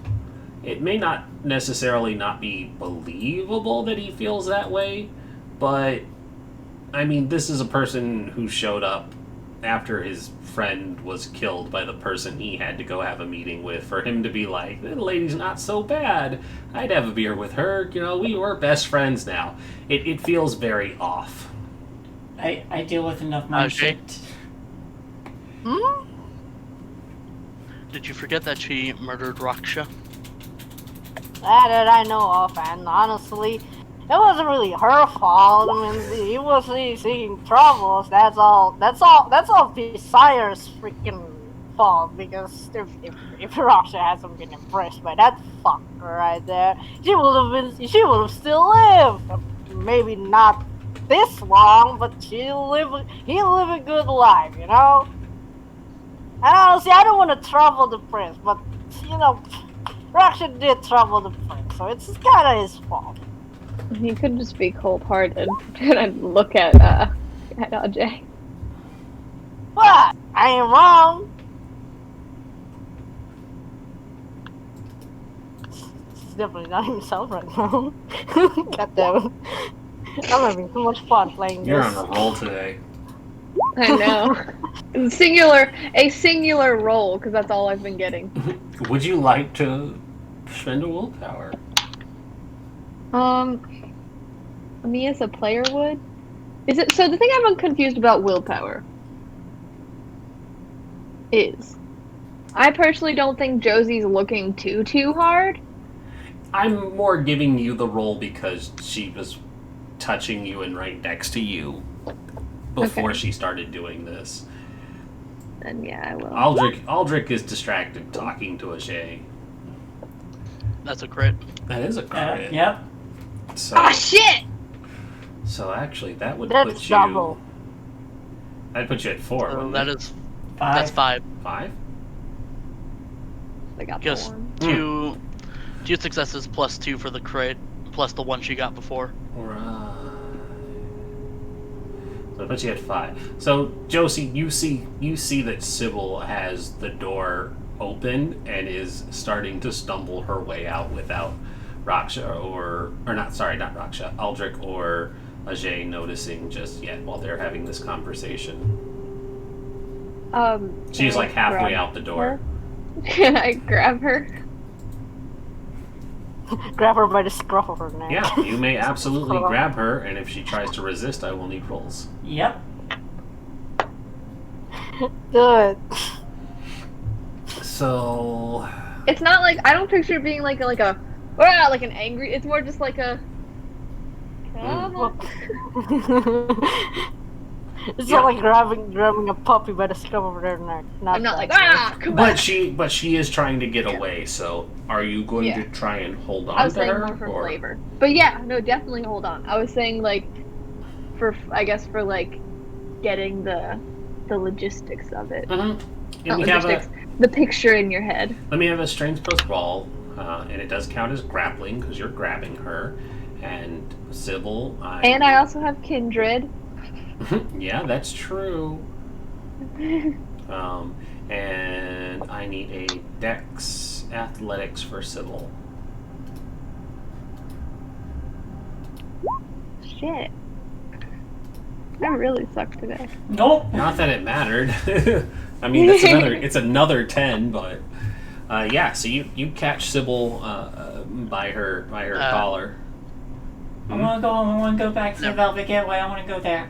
Yeah. Sybil is starting to freak out, and it's enough to draw everybody else's attention. Sybil, listen to me. Stop thrashing for a moment, and please listen. Something's bad coming. Something's bad coming. Sybil.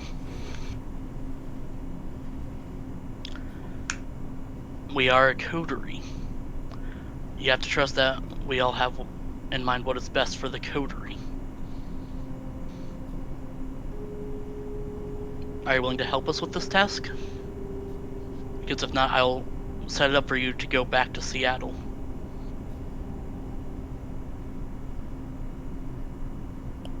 Okay.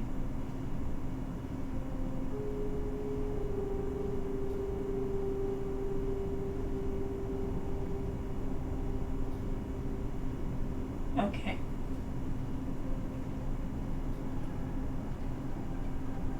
And then I'll lean down and whisper, I'll keep you safe, don't worry. I am shaking. Do you pull her Just back pull her. into the car, Josie? Yeah, but very quietly and very, like, calmly. Almost like cradling her in my arms. And so when Sybil the is pulled back into the vehicle, the doors close and Daniel kind of gives that like ooh, awkward kind of moment and turns on some like soft jazz to not have to let you all sit in silence as he starts to drive towards the club whose name I forgot already. But I asked for you the wrote it meeting down. at Queen Elizabeth Park. What's that? Oh, that's right, you did. Oh, I had music set up and everything. Yeah, That's sorry, fine. I'm not meeting in her club. Yeah, no, that's fine. You just chose to be near Elysium. That's fine. Yeah, you did pick Queen Elizabeth Park. So, yes. So you all head toward... Dang, I don't get to use this music. You all head towards Queen Elizabeth Park. In the middle of the night, this smaller park that covers roughly half of 2 blocks put together, and not too far from where you first began at the Van Dussen Botanical Garden. This park has a side street that cuts through it and has a lot of foot traffic during the daylight hours, but now in the cold winter evening, many of the trees are bare from having dropped their leaves for the colder months. And while there may be a few people walking here and there to make their way home from wherever they might have been throughout the night, the park is largely empty. But there is a small pond towards the center of the park, and that was where you had set up this meeting. And as the 4 of you, Daniel stays behind in the vehicle, and as the 4 of you make your way out towards this meeting area, you see a lone figure dancing on the frozen pond. She's just out on her own, arms outstretched, and just kind of twirling in circles. And Aldrich, you recognize this as Mirabelle, the woman you had met at the nightclub. But she's just spinning, arms out, looking up towards the night sky. I'll clear my throat loudly. I'm sure it will travel on this night. Mm-hmm. And it does. Off the ice, Your camera shut off. God bless it. I can't Or understand. No, it yeah, somebody's did. The music bot is gone. yeah, Fazbot dropped. Or Yeah. yeah, Fazbot dropped out. Fazbot? What the hell? Okay. Well, that's so weird, because I told it to be on repeat. Fazbot says fuck your plans. Yeah, it really did. That's kind of rude. Nope, that's the electronic music. Oh, it's just dead. Oh, the bot's out? Yeah, the bot's out. That's what that was. Alright. Well, that explains it. I'm gonna play this music anyways. This is what's going on in Sybil's head.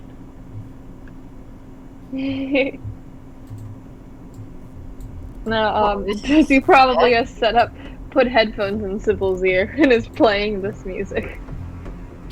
I'm probably listening to music that by a YouTube artist I listen to. Mm-hmm. But for copyright reasons, it's not playing during this, but it's definitely during the Northern Lights Uprising soundtrack. I'm trying not to make it too loud. There we go. This is what would have been playing at the club, but now it's playing here. It's still playing for the camera. Mm-hmm. And so she slows down her spin once Aldrich clears his throat, and she turns and regards the group, and her arms had fallen to her sides, and then she throws them out in a very excited manner, and she says, "My bird is back!" And she starts to run towards all of you, but because she's on ice, she slips and eats it very hard onto the ice for a moment, slides a couple feet before she's back on her feet. I'm okay! I'm okay! I try to run. And she... Oh, that's really loud. I'm going to turn that down a little more. But she's up on her feet and she says, I'm okay, and you brought my bird to me. This is a joyous night. Sybil, sweetie.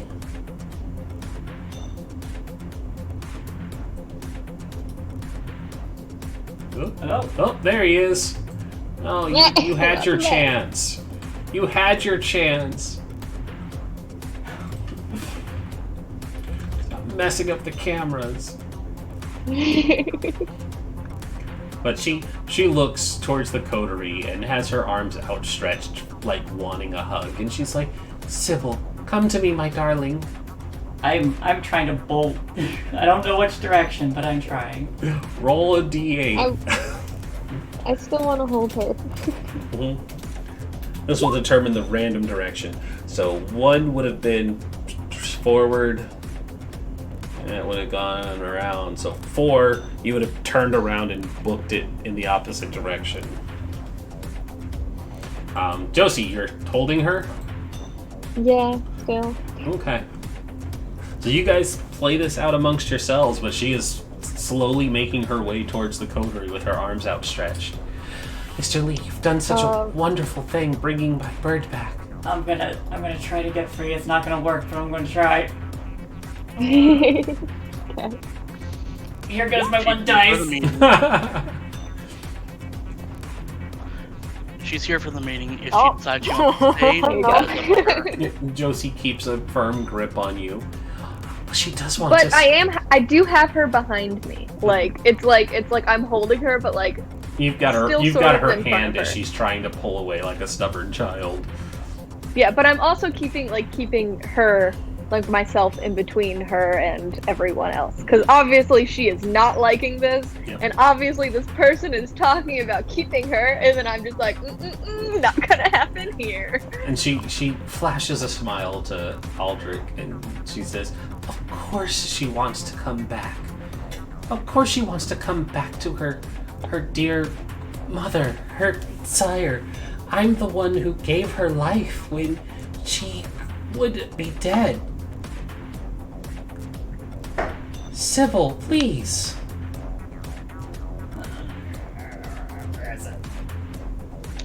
Sybil, talk to her. You do not have to stay with her. You know that doesn't work if you're moving or being You're flashed, right. right? It doesn't. What did you say, Aldrich? I told Sybil 2 seconds. to I'm a talk BRB. I told Sybil to talk with her, but she doesn't have to stay with her if she doesn't want to. I wanna fly. I wanna go now.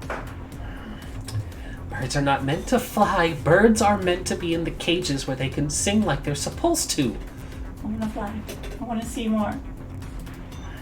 That's morbid. Mr. Lee, you understand why I needed to have her wings clipped.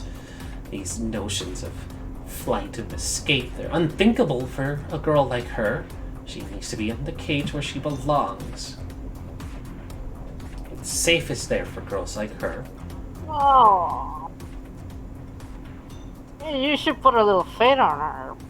I mean, who am I to say? But... Put weights on her? Yes, weights would slow her down so she couldn't run. No. You He are said faith in Fate. her.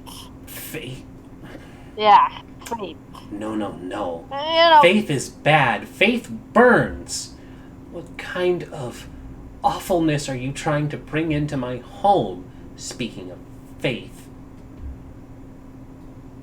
huh. I see you're that kind of person, and I will simply look away. And then I just look away. You just turn away. He looks so civil, be like, yeah, I understand. You understand nothing. The cogs that turn, they don't care for you. They ask for you to give your meat, and that is all. I'll continue talking, please. I'm not gonna say anything. Perhaps, but it's her choice whether to go with the cogs or try to work against them. No, nobody works against the cogs. That's why we don't speak of faith. If you speak of them, they'll hear you, and then they'll come. Please, no more talk of faith, or meat, or machines. Alright.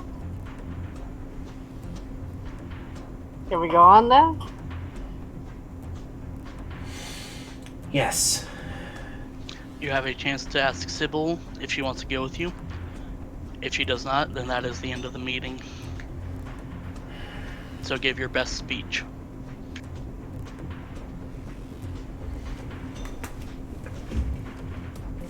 Is Josie back? Yeah.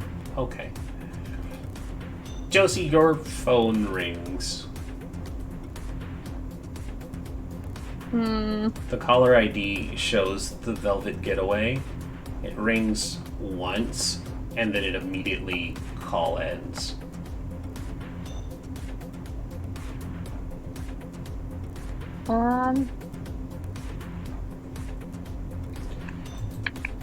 Mirabelle looks and starts to take a few more steps closer, but seeing that Josie and everybody else is blocking her from reaching to Sybil, she says, Sybil, my darling, my sweet little bird, I allowed you to have some time to spread your wings and look around, and I have to say that I do not approve of where you have decided to make your nest. It's dangerous to be with these folks. It's safer if you come back to the nest. I can protect you. I can keep all of the bad visions away, and you can help do real good for our people. But not with them, and I can't go back without you.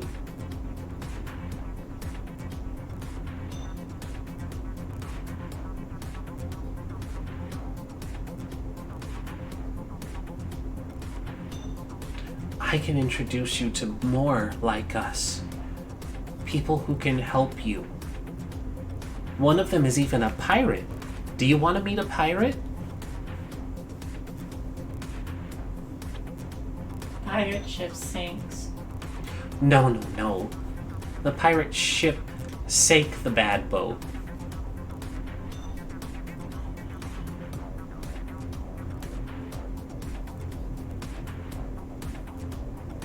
Sybil, it is your choice. She holds out her hands. Is she using a power on me or? Nope. Okay. I mean, I could, but I won't. I'd like to insight. I won. I'd like this insight to be based between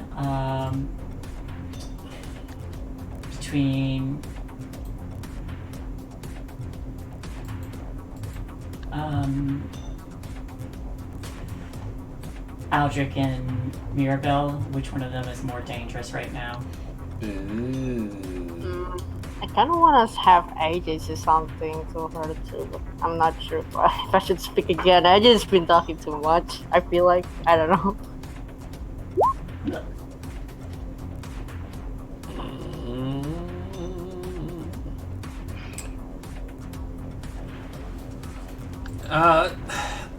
Aldrich, whisper me a D10. Okay. That is a very interesting point she brought up, so I'm just gonna have a Does that help at all? Kinda. What are you guys Okay. trying to do? I'm sorry. I saw that face. Just asking. That's why I'm trying to figure out how to best do this. Because I feel I feel like the dice should be where they land. I think I have a way to describe it, if you want me to give it a shot. Sure. For Sybil, it's basically like the evil you know versus the one that you're unsure about. Being her sire and Aldrich, respectively. And so she's picking which danger is best for her to face, right? I'm this. I don't know if this might affect it, but I'm just going to say she ain't wrong. What we're doing right now is dangerous. Not gonna lie, but we're not here to harm anyone. Certainly, I'll definitely have your back. I'll definitely have your back, and I can promise you, with all the whatever I have, I will try to help you. I think I'm going to reach up and like put my arms around the back of Josie's neck and whisper, "Would you run with me?"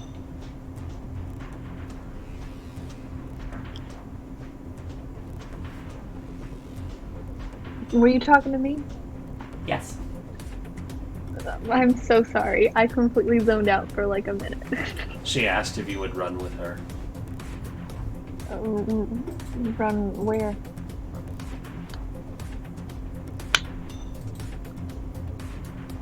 Away. Would you give up? From our... Would you give up your... Would we forget the city? And run?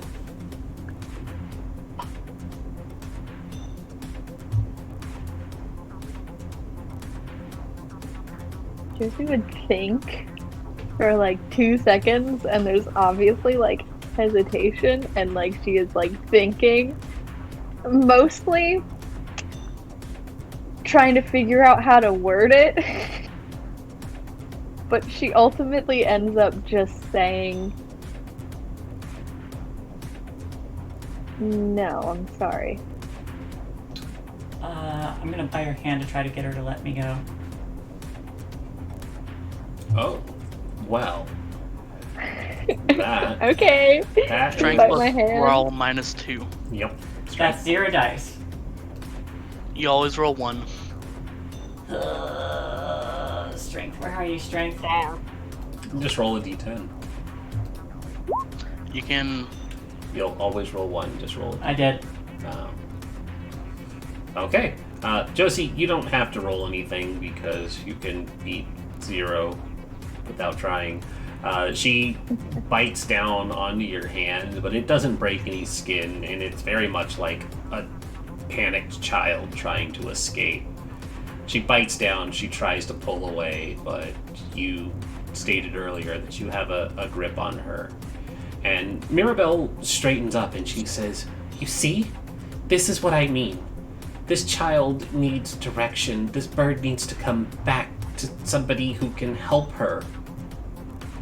And you think she can get help from someone that is just as crazy as she is? She got a I point. don't like the C word, and I'm gonna need something from you now. Okay. I need a... Damn, boy. Damn, Josie! I need intelligence plus resolve, please. Your best, right? Hey, Josie, I think I think Saul is It's rubbing not off my on worst. you. Josie, I think Who's Saul rubbing is off on rubbing me? up on you. Saul, Oh, your Saul? dad. Your dad. That's a 3. It's a 3. She looks at you and she says, "I don't like the C word. Go run on the pond." and you feel the compulsion to go run at the pond.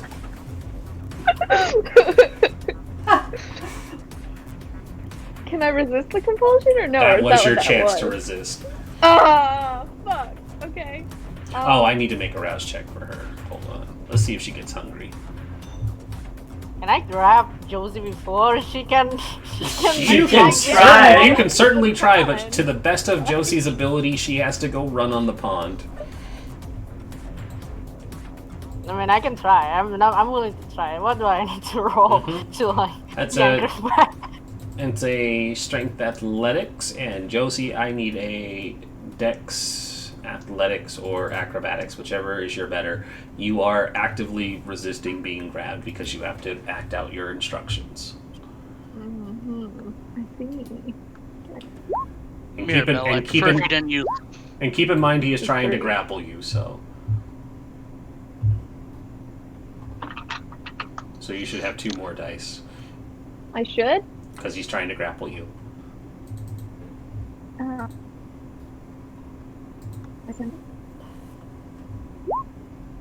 It didn't help.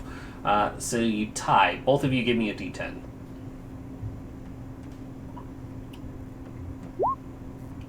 Chelsea, stop it! Oh, never mind. There it is. So she wiggles free of you and starts to book it for the lake or for the pond. I was gonna say he hangs on but gets dragged along. Yeah, you know what? That's a better idea. You've grabbed on, and she's a gangrel, so she's stronger than the average kindred. So she is pulling you along like a wide receiver, desperately trying to reach the finish line with somebody wrapped around her ankles. Aldrich, when you say I'd appreciate you not using powers, she immediately turns on you and she says, and I would appreciate people not insulting me in front of my child. I'm running. I need... Oh, she's gonna get so hungry. Wait, did I leave my... Oh, there it is. Did I technically let go of Sybil? Yes. When I ran? Uh-huh. Yeah. Fuck. I need an intelligence resolve from you, Sybil. Okay. I'm going to step between Mirabelle and Sybil. All she's saying is stop. Hey. Yeah. Ooh, Crit. crit. Crit. Critical. That's a crit. That's a double crit. Yeah, no, it does not take hold, and so Sybil keeps going, even though she very pointedly is like, stop! And then you step in front of her, Aldrich. Hand in the air. Fly. Whose hand? What? I'm just holding a hand out towards okay. Mirabelle. And she crouches low and bares her fangs at you. They are their own kindred. They can decide what they want on their own. That wasn't our deal. Our deal was I brought her to a meeting. You were I supposed to fulfilled bring that part her of the back agreement. to me. She's not back. She is running away. That was not the deal. I revoke my boon. You did not uphold your end. She is not here willingly, and she is not leaving with me. That was not the deal. You did not keep your end of the deal. I kept my end. She is not here. You had your chance to talk to her. That was our deal. You didn't bring her to me. I did bring her to you. You tricked her. That's why she ran. Is that what you need to tell yourself? Or are you not able to accept that you're a bad sire? Who cares more for their own vanity than their child? Coming from a snake. We're done here, Mr. Lee. Do not come to my club seeking to collect your boon. And she turns her back to you.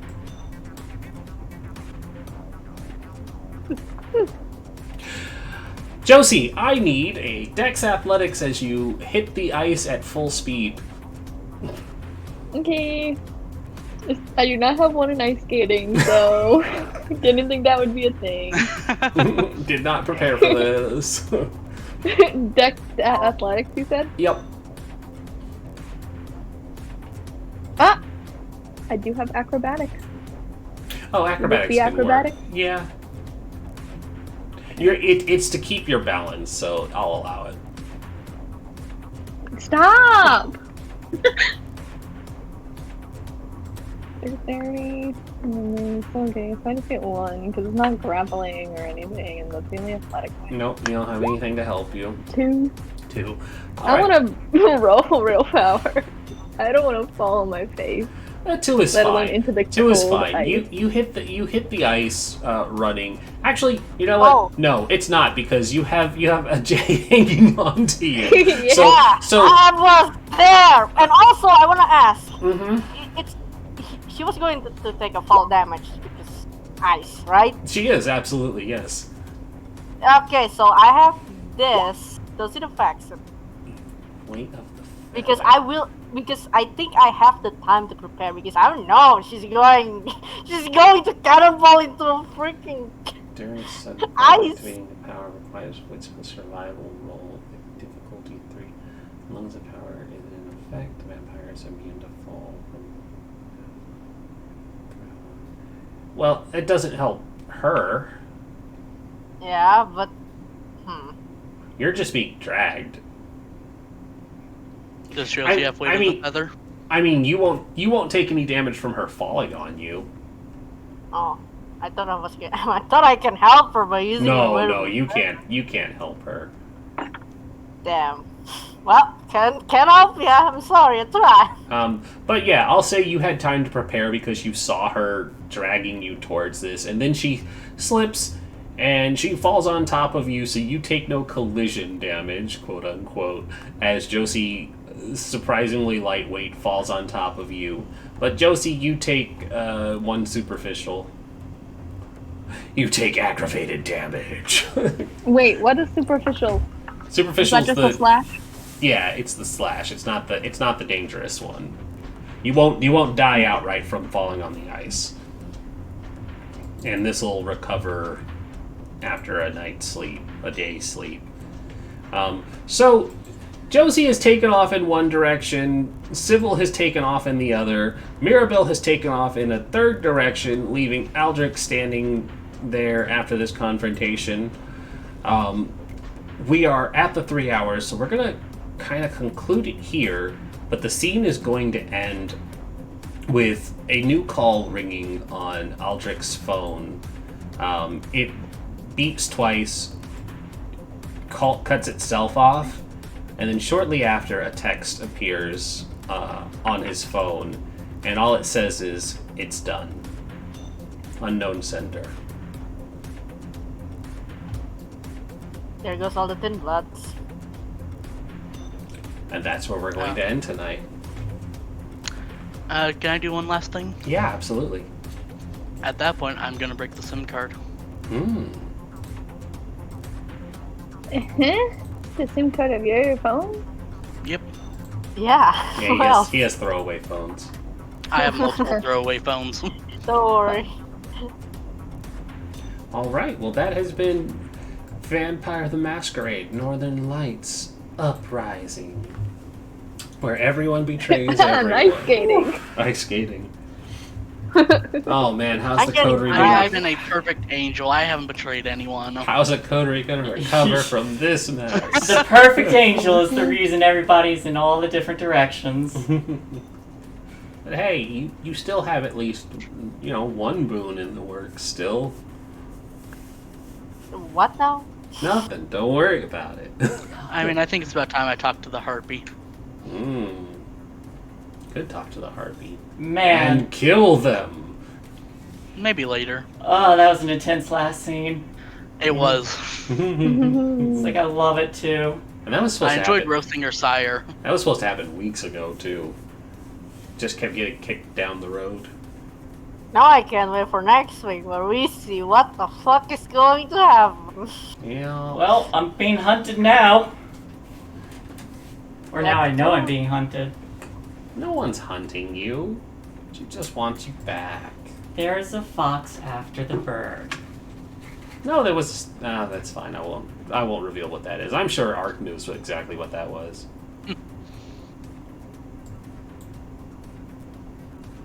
There were taxidermies in the club. That mother god.